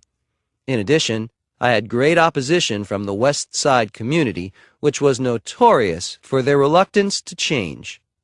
It was a tough situation, and I was busy with other things. So I gave up my original option in 1979, and Penn Central sold the rail yards to someone else. The team they sold it to was smart, but they didn't have much experience in New York. You need a solid knowledge of rezoning, which is a complex fact of the real estate business in this city. They finally got the zoning they needed, but erred in giving too many unnecessary concessions to the city, in addition to many other mistakes, and they were forced to sell out. This was a huge development, and they weren't prepared for what it entailed, nor did they know how to promote it. I wasn't surprised to receive a call in 1984 telling me they were interested in selling. I agreed to buy it for $100 million. That's about $1 million per acre for waterfront property in Midtown Manhattan. If you consider that the Coliseum site, now the Time Warner building at Columbus Circle, which is not too far from the rail yards and is very small in comparison, was sold for $500 million very shortly after I bought the rail yards, you can see that it was a tremendous deal. That was 1984, and now it's 2007. Trump Place, which is comprised of 16 high-rise residential buildings overlooking the Hudson River, is almost finished, but not quite. It has been quite a ride. But let's get back to how it happened. I realized I'd have to make this project beneficial and attractive to the city in the hope they would give me the zoning I needed. What that would be, I didn't yet know, but by coincidence, shortly after I bought the rail yards, NBC announced they were looking to relocate. They'd been at Rockefeller Center for years and were considering a move to New Jersey, which would save them money due to lower taxes and lower real estate prices. My idea was to offer NBC enough space to comfortably relocate to the west side while still being able to build my residential project as planned. I then realized the site was ideal for television and motion picture studios, regardless of whether NBC was interested. I decided to call this part of the project Television City. That would attract attention and hopefully generate some excitement. I would also plan to build the world's tallest building on the site and announce that to the press. You can imagine the interest that generated. Just as had happened before with Wollman Rink, Mayor Koch and his allies were against any and all of my ideas. People said I wasn't being reasonable, but the controversy I stirred up managed to keep this project in the news. I'm big on promotion because promotion works. It helps to get things done. It helps to get the public interested in what will ultimately benefit them. However, the city was stonewalling my project. Koch was still bruised from my success with Wollman Rink, and he certainly didn't want to see me with any more victories. Let's just say those interim years between 1984 and 1996 were usurped by the ridiculous antics of the city. You've gotten a taste of that already with Wollman Rink. However, this 12-year period is when my tenacity was given a true test. This was the largest development ever approved by the New York City Planning Commission and the biggest project ever undertaken by the private sector in New York City. A couple of times I thought, is this really worth it? Then the challenge itself would keep me going. When I say never give up, that applies to me, big time. I used seemingly detrimental factors to my benefit. For example, in the early 1990s, things were not good in New York City, but that meant that it was easier to get the zoning I needed. A few years later, I started to build in a rising economic climate, which is the ideal situation. Things started looking up. However, it never was easy. Patience is a word not normally associated with me, but you can see that, in fact, it's very much a part of my being. Because I hung in there, we eventually got the approvals we needed, and were finally able to break ground in 1996. Through the years, my plans for this site changed, and Trump Place evolved into a fantastic residential property that has greatly improved the west side. The 16 high-rise buildings are each unique and very beautiful in their own way, and the community-enhancing 25-acre Riverside Park offers bicycle paths, waterfront walking, picnic and sporting areas, and a pier. It's become a thriving gathering place for the neighborhood, and the buildings sell out before they are finished. It has been a 20-year ordeal, but it's a tremendous feeling to see how it has finally worked out. I think everyone's happy about this one, except maybe for former Mayor Koch. If you visit New York City, be sure to visit the pier and look behind you at the magnificent stretch of buildings along the Hudson River. It's quite a sight. Coach Trump, make it happen in your life. Remember that some things are worth waiting for. Plans can change, sometimes for good reason. Everything has a flip side. Be ready for both sides to surface. Be prepared to wait. Have you waited 20 years for something yet? No? Then complaints will not be accepted. Keep working, keep waiting, and of course, never give up.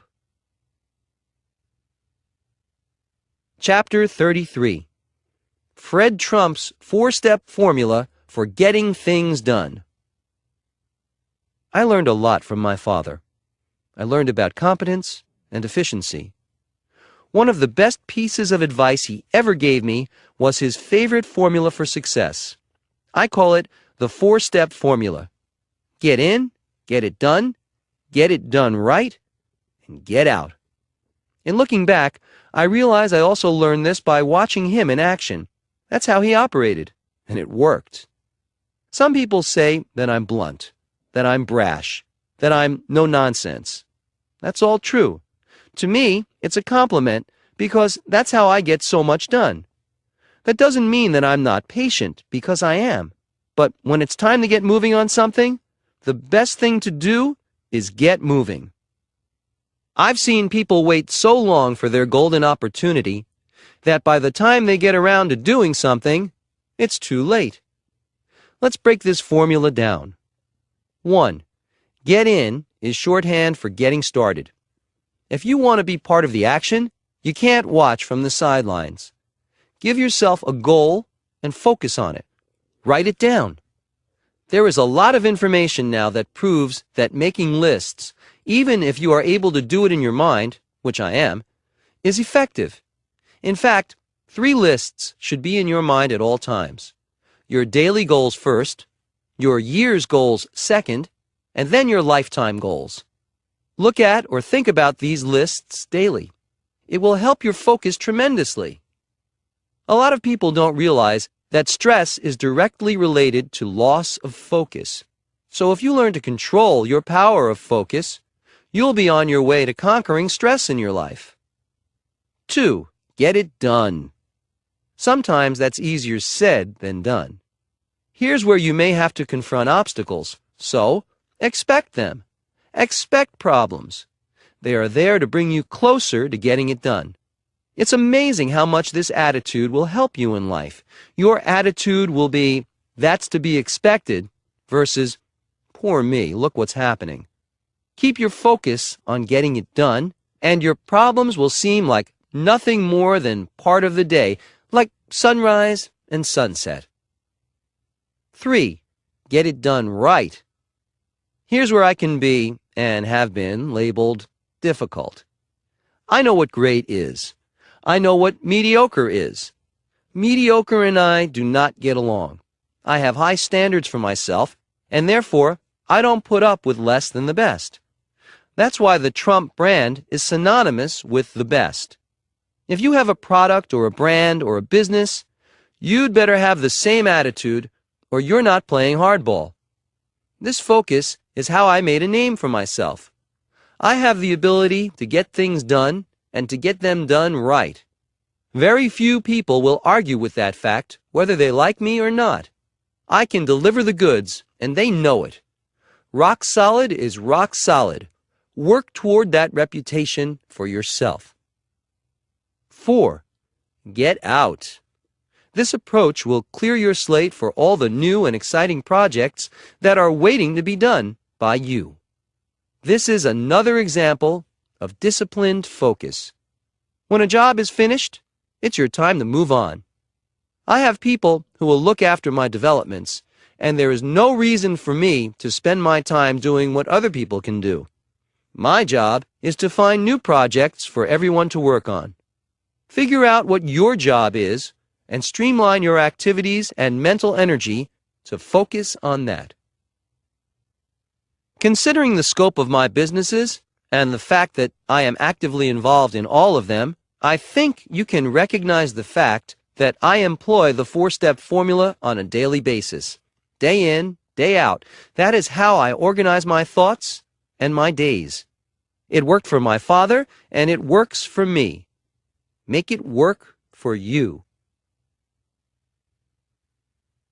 Chapter 34.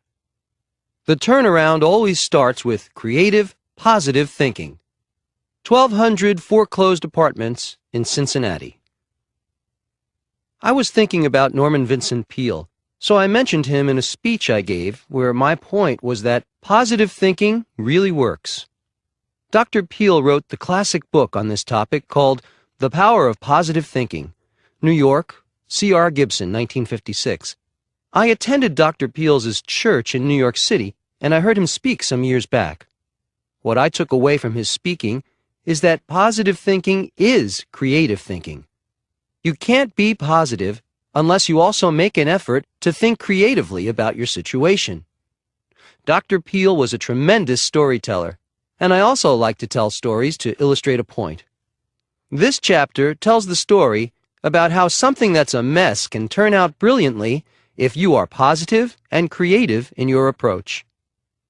I was always interested in foreclosures and would spend my time in college reading the listings of federally financed housing projects in foreclosure. That's how I found Swifton Village in Cincinnati, Ohio. My father and I bought it together, and it became my first big deal. I was still in college. Swifton Village was in big trouble. There were 800 vacant apartments out of 1,200. The developers had faltered, and the government had foreclosed. It looked a mess. However, I saw it as an opportunity. Even the fact that there were no other bidders did not discourage me. That's often when you can get the best deals. My father and I put in a minimal bid for Swifton Village. The project had cost $12 million 2 years earlier, and we paid less than $6 million. We got a mortgage for what we paid, plus close to $100,000, which we'd use to fix up the property a bit.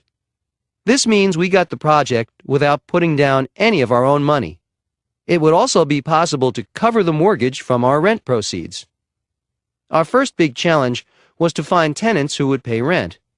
That doesn't sound like an outlandish request, but this complex had a reputation for rent runners. These tenants would rent a trailer, pile into it with their belongings in the middle of the night, and be gone. They had it down to an art form. I realized we'd have to hire someone for round-the-clock patrol, which we did. We also wanted to make some improvements because the place was pretty dilapidated. Considering the size of the complex, that would require $800,000.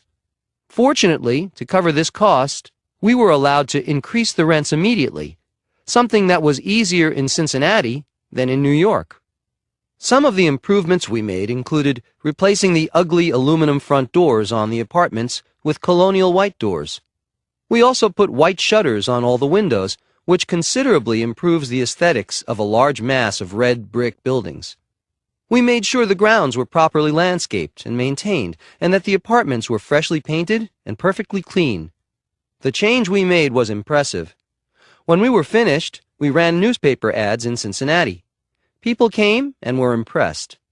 In less than a year, Swifton Village was 100% rented, and it looked fantastic. It was a beautiful place to live. The next crucial challenge when you have a complex this size is to find a project manager. We went through at least 6 or 7 before we found a person suited for the job. I'll never forget this man. He wasn't politically correct. He was as incorrect and insulting as they come. He was the personification of a con man. As it turns out, he was a con man with a very colorful record of multiple swindles and cons to his credit. But he was a fantastic manager. He could work quickly and get things accomplished. The other managers were perhaps more honest, maybe more affable, but they were ineffective and nowhere near as sharp. I knew I'd have to keep my eye on this guy, but at least things would get done. He also knew how to collect rent, which is not always an enviable job. That's another thing that made him suitable. This wasn't an easy situation from the get-go, but it was a great lesson in human nature and looking positively and creatively at someone's qualifications. Outwardly, the guy looked and acted like a disaster, but he was the one who did the best job. He got Swifton Village running well enough so that I didn't have to be in Cincinnati very often. I knew he was probably ripping me off, but he kept the place well and people actually paid their rent. The project was a resounding success. A few years later, when I was visiting the property, I ran into a tenant who had become a friend. He had survived a concentration camp in Poland, so I knew he had street smarts, and I respected his opinion. He told me I should get out, sell the place. It was successful and fully rented, so I asked him why, and he said it wasn't the property or the management, but the area that was turning bad. I spent a couple days in Cincinnati to check this out for myself, and he was right. It was becoming a rough area, surrounded by equally rough neighborhoods. There was an obvious shift occurring, and not in the right direction. I decided to put Swifton Village up for sale. Response was swift, and it wasn't long before I saw the fruits of my first big deal. We bought Swifton Village for $6 million and sold it a few years later for $12 million. That's a nice profit. The thing to remember is that I went into this crummy place and decided not only to see it positively, but creatively, and look at the results of that attitude. Cultivate it in yourself. Creative, positive thinking can be a powerful source for success. Chapter 35. Get the most from every day. When I was starting out in Manhattan, I had to be courageous because I was in new territory. I did my homework and studied and watched what was going on, but I was paving my own way here, and I had to appear confident, or I knew I'd never make it. Every day mattered, and every day was important. This was the big time, and I knew it. I've never lost that edge. I still feel that way every day, and I think that's one reason I've managed to achieve as much as I have. Confidence can get you where you want to go. It's so much easier to achieve when you feel good about yourself, your abilities, and your talents. That's why I'm emphasizing confidence as a way to get the most from every day. It's absolutely essential, so never let anyone undermine you, including yourself. Even if you haven't encountered great success yet, there is no reason you can't bluff a little and act like you have. Confidence is a magnet in the best sense of the word. It will draw people to you and make your daily life and theirs a lot more pleasant. Take the pains required to become what you want to become, or you might end up becoming something you'd rather not be. It's like the hub versus rim theory. Do you want to be the hub or the rim? Being the hub means you're more centered, more central. Being on the rim is being away from the action or the driving force. When I emphasize the importance of focus, that is one way of visualizing it. Focusing on the center, on what's really important in your life, can make the difference between your being the hub or on the rim. Business is full of complexities. That's what makes it so interesting. Anyone who thinks it's boring hasn't given it much thought. Business can be an art, and as an art, it is evolving and mysterious in its own right. When I wrote The Art of the Deal, I was really just illustrating this aspect of business, and I haven't changed my mind about it. Like an artist, I give my utmost every day to what I'm doing. I'm not pretending in any sense of the word. If you really want to succeed, you'll have to go for it every day like I do. The big time isn't for slackers. Keep up your mental stamina and remain curious. Bored people equal unintelligent people in my mind. Hopefully, since you're listening to this, that unfortunate group won't ever include you. It better not. I don't like dropouts either. Get with and keep up with the program, and I mean every day. I'm not really a tough guy, but I am when it comes to education and using your brains. Ignorance is more expensive than education, and considering what's available these days, Trump University, for example, very few people can make a strong case for ignorance. It was Thoreau who wrote, "If you have built castles in the air, your work need not be lost. That is where they should be. Now, put your foundations under them." I couldn't have said it better. Get your vision, get focused, and then do the work, starting today. Chapter 36. Take a lesson from Muhammad Ali and me. Know when to brag. Noise versus substance versus chemistry. I remember when Muhammad Ali was claiming that he was the greatest. He didn't quibble. He stated in absolute terms that he was the greatest. Fortunately, he proved that he was, or he might have gone down as someone who was delusional. It's interesting to note now that those days are history, that he set himself up for a situation that demanded that he prove himself, and he did. I think he set the bar high for himself on purpose. I know I do. I can often be heard saying that my next project is going to be huge, and that it will be a tremendous success. Why? First, I have confidence that it will be. Second, I know I have to live up to my own expectations. When you announce something publicly for the world to hear, you'd better be right or the day of reckoning won't be sweet. I don't have to worry about that so much anymore, but my standards are such that I give everything the same amount of effort as if it was my first big deal. Plus, announcing a new project always gets my adrenaline flowing. These public announcements aren't bragging. I simply state the facts. The fact is, my buildings are the best. That's why they sell out, very often before they're even built. Trump buildings get higher prices per square foot because they aren't just a brand name, but a luxury brand name. People know what they're getting. The buildings are in demand. Why should I have false modesty when it's false? The same goes for you. If you have something to be proud of and you can back up your claims, then go for it. Let people know. There's no reason to be coy about great accomplishments. Marketing today requires that we grab the customer's attention. It can make or break a business. I do most of my own public relations because I know how to advertise my own brand. If you have a product or service, learn to do the same. It will save you time and money. If you don't believe in your product and can't talk it up, who will? When people say, "That's not my style," I can understand up to a certain point, but my initial reaction is that maybe they're not too confident about the quality of their work. I had a young guy come in who had a remarkable background, but he was so self-effacing that I started to believe his attitude more than his accomplishments.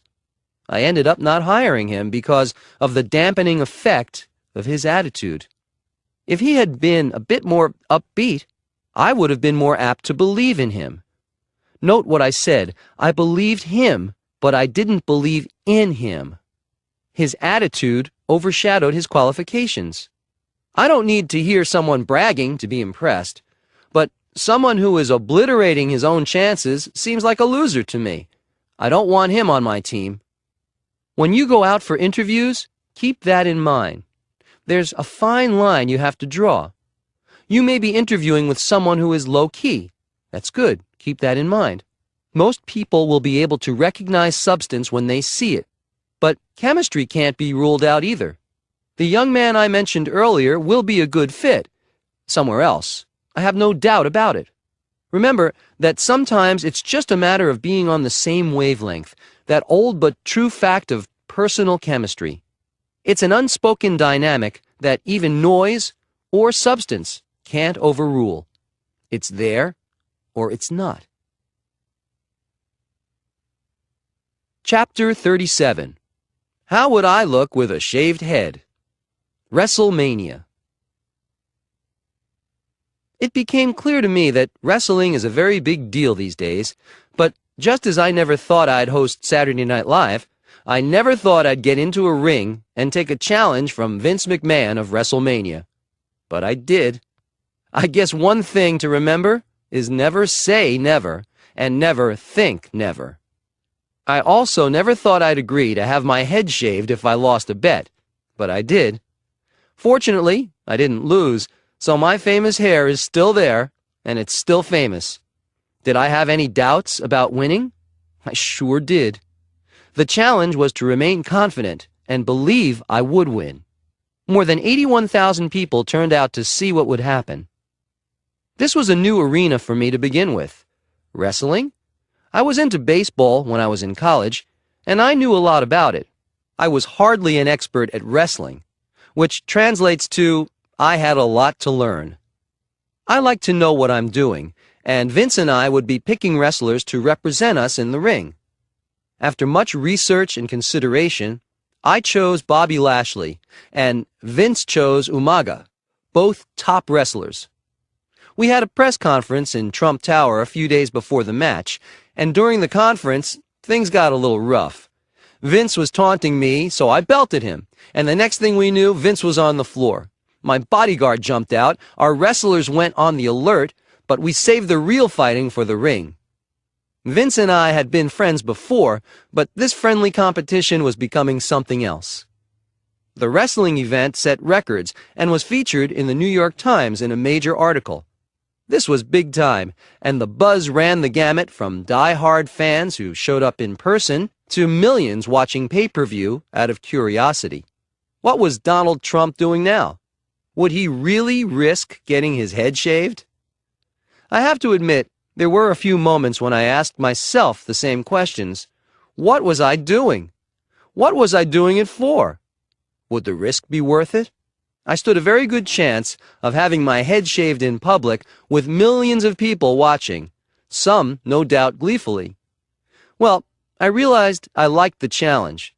I didn't have to get into the ring, but it was still a match. The Battle of the Billionaires is how it was billed, in fact. Vince McMahon is an amazing guy, and he has been a successful businessman.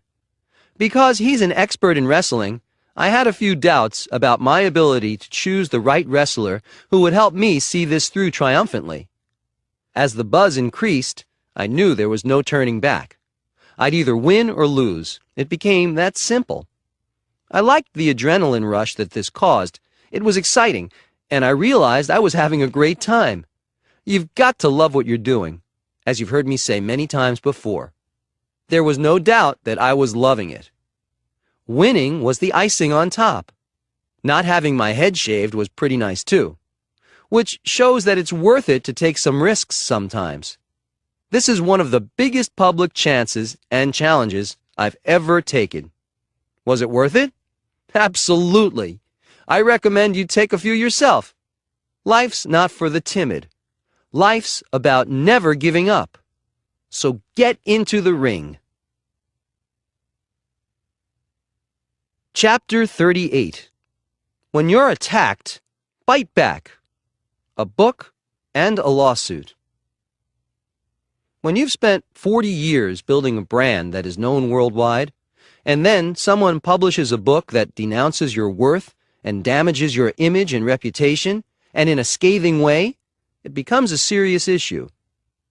There is a writer with the New York Times named Tim O'Brien who had written some very negative articles on me. I didn't like him, and I didn't respect him as a writer because his facts were so incorrect and his articles were so viciously negative. Then I heard he was doing a book about me, and I was told he would write it with or without my cooperation, so it seemed in my best interests to work with him so his facts would be correct. I already knew he was bad news, but I was very cordial and open with him, giving him interviews and having him travel with me on my jet so I could give him the time he needed. I extended every courtesy to him, especially that of time. Then his book, Trump Nation, came out, and I realized there's a difference between bad news and evil. This guy was despicable. His intent was defamation. I'm not sure what he was writing about because what he wrote is so far from the truth, but I do know what he was writing for: attention and money. This isn't the proper way to do that. He had outright lies in his book, and he intended to damage me personally and my businesses. His reporting was reprehensible, and as a writer, he is not very talented. I decided not to look the other way and toss it off as jealousy, malice, or greed. Instead, I sued him and the publisher for a lot of money. The writer got the attention he was obviously looking for, but his publisher got something they weren't looking for. They obviously didn't know they were dealing with a guy who would eventually write "never give up" and actually mean it. The publisher's conduct was not much better than O'Brien's, and they will have to bear the consequences. There are all types in the world. I've known some terrific writers and journalists who are honest and dedicated to their profession. Even though this guy wrote badly about me in the past as a New York Times reporter, I like to give people the benefit of the doubt, or at least a chance. In this case, I was giving him a second chance. In fact, more than a second chance, considering the negative articles he'd already written about me. So take this as a warning. they are going to pay a big price. For example, this writer purposely and knowingly understated my net worth by billions of dollars. He insisted I was worth a couple $100 million at most. Even Forbes acknowledges I'm worth much more, $2.7 billion being their conservative valuation. This writer had access to all the facts, but chose to ignore them. Instead of relying on those facts, he claimed he was relying on anonymous sources to misrepresent my business. So what I did was to invite Forbes in to investigate, to go over everything, which they did meticulously, and they confirmed what they had originally found, that I was worth conservatively $2.7 billion. They published their findings. All this time and effort put out by the Forbes team and my team was a direct result of Trump Nation's deliberate reporting errors designed to damage my reputation and businesses. As of September 2007, Forbes confirmed my worth at $3 billion. That number is much less than my actual net worth, but they were being very conservative. By way of comparison, a very well-respected journalist and writer, Robert Slater, wrote a book about me, No Such Thing as Overexposure, that turned out wonderfully for everyone. I had extended to Bob actually less hospitality than I had to Tim O'Brien, but because Bob is a writer of integrity, the end result was terrific. Bob has great credentials, having reported for both Time and Newsweek for many years, and he is one of the world's leading business biographers. He also seems to understand that getting the facts right is part of a journalist's job. In any event, I told the publisher I had no interest in settling without a large payment and a full apology. I do not mind paying large legal fees as long as the end result will be the truth, which is something they are avoiding. Many people would say, why bother? I say, why give up? I do not back down. I don't need the money from winning the case. I need to set the record straight and maybe make it harder for other disreputable writers to knock people for the fun or profit of it. I told them it was a court case that I am truly looking forward to because that's the truth. Chapter 39. Prime real estate falls into the Pacific. Now what? Trump National Golf Course in Palos Verdes, California. I've always said I liked challenges, and when I decided to take over the beleaguered Ocean Trails Golf Course in Palos Verdes near Los Angeles, that's exactly what I got. I began referring to it as Ocean Trials before renaming it Trump National Golf Club, and for good reason. In an article in Fairways and Greens, they described the 18th hole, which, by the way, is the one that slid into the ocean, as ground zero, plus $61 million. Can you believe I spent $61 million on one hole? Well, believe it. When I want something done, I want it done right. This hole is the most expensive in golf history. I would hope so, because I can't imagine doing this too many times. If you saw the situation through my eyes, you would see that it warranted every penny I spent. The course fronts the Pacific Ocean for 2 miles and easily rivals the fabled Pebble Beach in both beauty and finesse. I could see that before it became a reality, and so I didn't care about the expense involved. Golf courses are works of art and deserve that kind of attention. As with many of my projects, I'd been paying attention to this course for years. I knew it had the potential to be one of the top-tier golf courses of the world.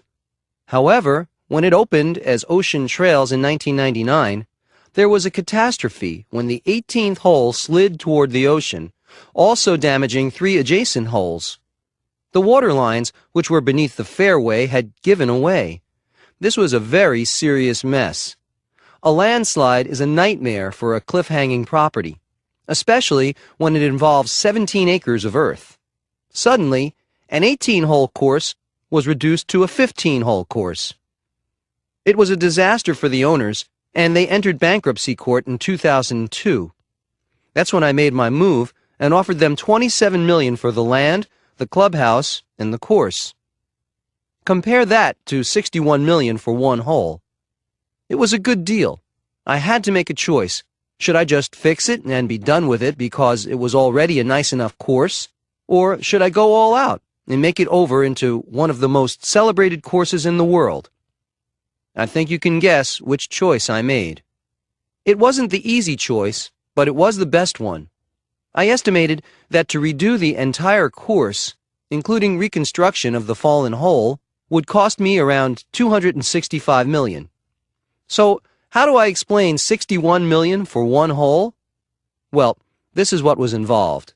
A series of walls made from local Palos Verdes rock quarried at $600 a ton, and a structural layer built underneath the hole that goes down the cliff to the beach, which means that every 10 feet is a steel platform which provides a very strong structure. This was intricate and difficult work. I will admit I had some second thoughts about spending that much on one hole. That's a huge investment, no matter how much money you have. And the difficulties were astounding. What I did was something that I would suggest to you. Look at the solution, not the problem. I focused on the spectacular outcome I wanted, and it got done. I had moments of doubt when I wondered how feasible my think big attitude was going to be in this situation and where it might lead me. Well, I guess I like cliffhangers because it definitely had that feeling about it. On the positive side of things, I brought in Pete Dye, one of the legends in golf course design, to remake Ocean Trails into a worthy rival to Pebble Beach. If anyone in the industry could do that, Pete Dye could. I wanted to make this course the best, and we completely redesigned it. It's brand new. It includes waterfalls and a great driving range. In order to build the driving range, I had to wipe out about 30 housing lots to have the appropriate space. That means about $300 million because each lot would bring about $10 million. So all these things had to be considered. Also, everything was new, from the traps and sand to the tees and fairways. I wanted crushed granite for the bunkers. The costs were enormous, and I was hoping the rewards would be too. I was enjoying myself, but would this work and expense pay off? Would this be just a great experiment? Great expectations that don't manage to deliver? I have to stop here to say that there are no guarantees in anything. People see my successes and really think it's a breeze to get it all done. It's not. And I spend plenty of time assessing, reassessing, analyzing, and scrutinizing. People just don't see me doing that. Another important thing to consider is experience. I've been a developer for a long time, so a lot of decisions are second nature to me and not a terrific demand on my brain power to figure out. I can move quickly once I've done the groundwork in my mind. However, the plans have to be in place. Be sure you have a foundation of expertise and experience in whatever you do, and then you can act decisively and creatively. There were a lot of details to consider along with the reconstruction of the golf course itself. The 40,000 square foot clubhouse, for one thing, which has a restaurant that has won the Golden Scepter Award, Best New Restaurant, and the Golden Bacchus Award for its wine list. The course itself has become the #1 golf course in California, and the Michael Douglas and Friends Pro Celebrity takes place there every April. Trump National Golf Club, Los Angeles, has become a spectacular success on all levels. You might even call it a landslide. But my never-give-up moment came when, after knowing the potential of the property for years, I saw that landslide disaster and wanted to do something spectacular about it. Thinking big? What a great idea. Chapter 40. Think internationally. You've heard me emphasize the importance of keeping informed about global events, which includes political as well as financial news. I'd like to recommend to you a book that was published in 2007 that reinforces the importance of thinking internationally. It's called Microtrends: The Small Forces Behind Tomorrow's Big Changes. It's written by Mark J. Penn, who is a highly respected analyst who has been an advisor to Fortune 500 corporations and to many foreign heads of state. He has an insight into both national and international trends and events that shape our future. Bill Gates said, "Penn has a keen mind and a fascinating sense of what makes America and the world tick, and you see it on every page." Penn has a chapter on international home buyers. Being in real estate, I took a special interest in what he had to say. Penn astutely points out that foreign ownership of residential real estate in the United States is a hot trend. Globalization has torn down the barriers that have formerly separated the national from the international markets, and one result is that affluent foreigners have been drawn to real estate in the United States. I recognized this years ago, which he points out. In New York, Donald Trump was a major factor in opening up the city to foreigners. Most buildings in New York City had been co-ops, and since co-ops can reject anyone for just about any reason, they looked very carefully at absentee foreign purchasers. But Trump opened condos, and sales of condos are largely unregulated because they offer single apartments, not shares in a corporation. Now that most new buildings are condos, foreign buyers are streaming in. The important thing to consider is that more and more there is an interdependence of world economies. No one can afford to be isolationist anymore. For many years, many Americans have had second homes in foreign countries, and now the trend, as Penn points out, has hit our shores. This is nothing new, but it's relatively new to us. I think it's a harbinger of things to come, and when I first went with condos years ago, I knew it was a timely thing to do. My point is, I had been keeping up with global events for years, and it wasn't that hard for me to see this trend coming. I'm not clairvoyant, but I take the time to be well informed. You can and should do the same thing. Spend some time on international events, read books, and keep ahead of what's happening. Catching up can waste a lot of time. Having some prescience can save you a lot of time. Keep your focus global, and you may very well find yourself ahead of the game. Chapter 41. Where others fail, there's your opportunity. A Wall Street Story. On occasion, I am asked what my favorite deals have been. I have a lot to choose from, but there is something about the acquisition of 40 Wall Street that will always stand apart. Not only because of the location, which is in the financial district of Manhattan, but because of an almost magical sense of timing, which made it seem like destiny. That does not mean it was an easy, simple feat to acquire it, because it wasn't. But I like to use this as an example to tell people about how difficulties and challenges can add another dimension to your life, and a positive dimension at that. In addition to being the tallest building in Lower Manhattan, 40 Wall Street is a 1.3 million square foot landmark. I got it for $1 million. Even people who know very little about real estate can be duly impressed with that price. I'll tell you some background about how it came about because it's a great story.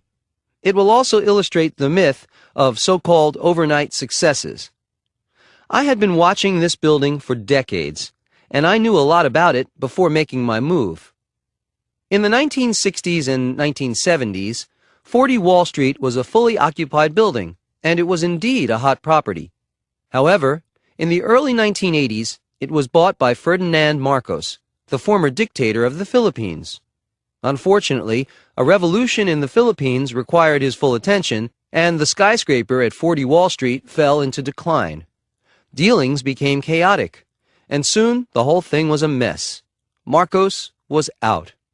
Then the Resnicks, a great real estate family, descended on 40 Wall Street. But after a long period of negotiation, it became clear that the Resnicks and their partner Citibank weren't going to make it, and 40 Wall Street would once again be back on the block. They were unfortunate to be dealing with one of the dumbest bankers I have ever known, Patricia Goldstein. But for me, this was good news. I wanted very much at this time to make my move, but this was the early 1990s, and I was in no position to do so. The market was terrible, and in addition, my own financial woes were exactly that, woeful. I remember thinking that I'd love to acquire this building, but I thought it was one of those dreams that would never come true. This is a good lesson for those of you who have thought that way too. Shortly after I had just about given up on my dream, something happened. It was announced that the Kinson Company, a group from Hong Kong, was buying 40 Wall Street. They made a great deal. After their purchase was complete, I called them and said I'd like to meet them about a possible partnership. As it turns out, they weren't interested in a partnership, but in making 40 Wall Street the downtown equivalent of Trump Tower, with an atrium. What they would do with the steel columns that held up the 72-story building never seemed to enter their minds. I was truly astounded. But it also gave me some hope. They obviously didn't know what they were doing. How long could they continue to hold on to a building that dwarfed them in every conceivable way? The Kinson Group did prove to be relatively clueless about renovating, running, and leasing out a New York City skyscraper. To begin with, they weren't in the real estate business, they were in the apparel business. Kinson began pouring tens of millions of dollars into the building and getting absolutely nowhere. They had problems with tenants, contractors, suppliers, architects, even the owners of the land under the building, the Heinberg family. Eventually, they wanted out, and they called me. I was thrilled. 3 years of dealing with a situation out of their depth had taken a toll on Kinson. It was now 1995, and the market still wasn't so good. Kinson had every reason to want to get out, and they wanted to do so quickly and quietly. I was in a great position due to their distress, and the negotiations began, with me offering them $1 million in addition to assuming and negotiating their liens. I also made the deal subject to a restructured ground lease with the Heinberg family. They accepted my terms without question. They obviously just wanted out and fast. Sad as their story is, it's true to New York real estate. If you don't know what you're doing, you simply won't make it. That's another good lesson to remember. Always know what you're getting into. You have to do your due diligence, especially if it's a field that's new to you. The next thing I did was to call Walter Heinberg himself in Germany. Then I flew over to meet him. I got along very well with the Heinbergs, and they realized that after a string of losers who had owned the building, I had the integrity of their spectacular property first and foremost in my mind.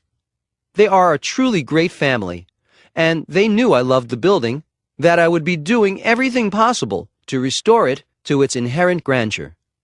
We worked out a new lease for the land under the building, extending the term to over 200 years, and the agreement was modernized, which served everyone's best interest.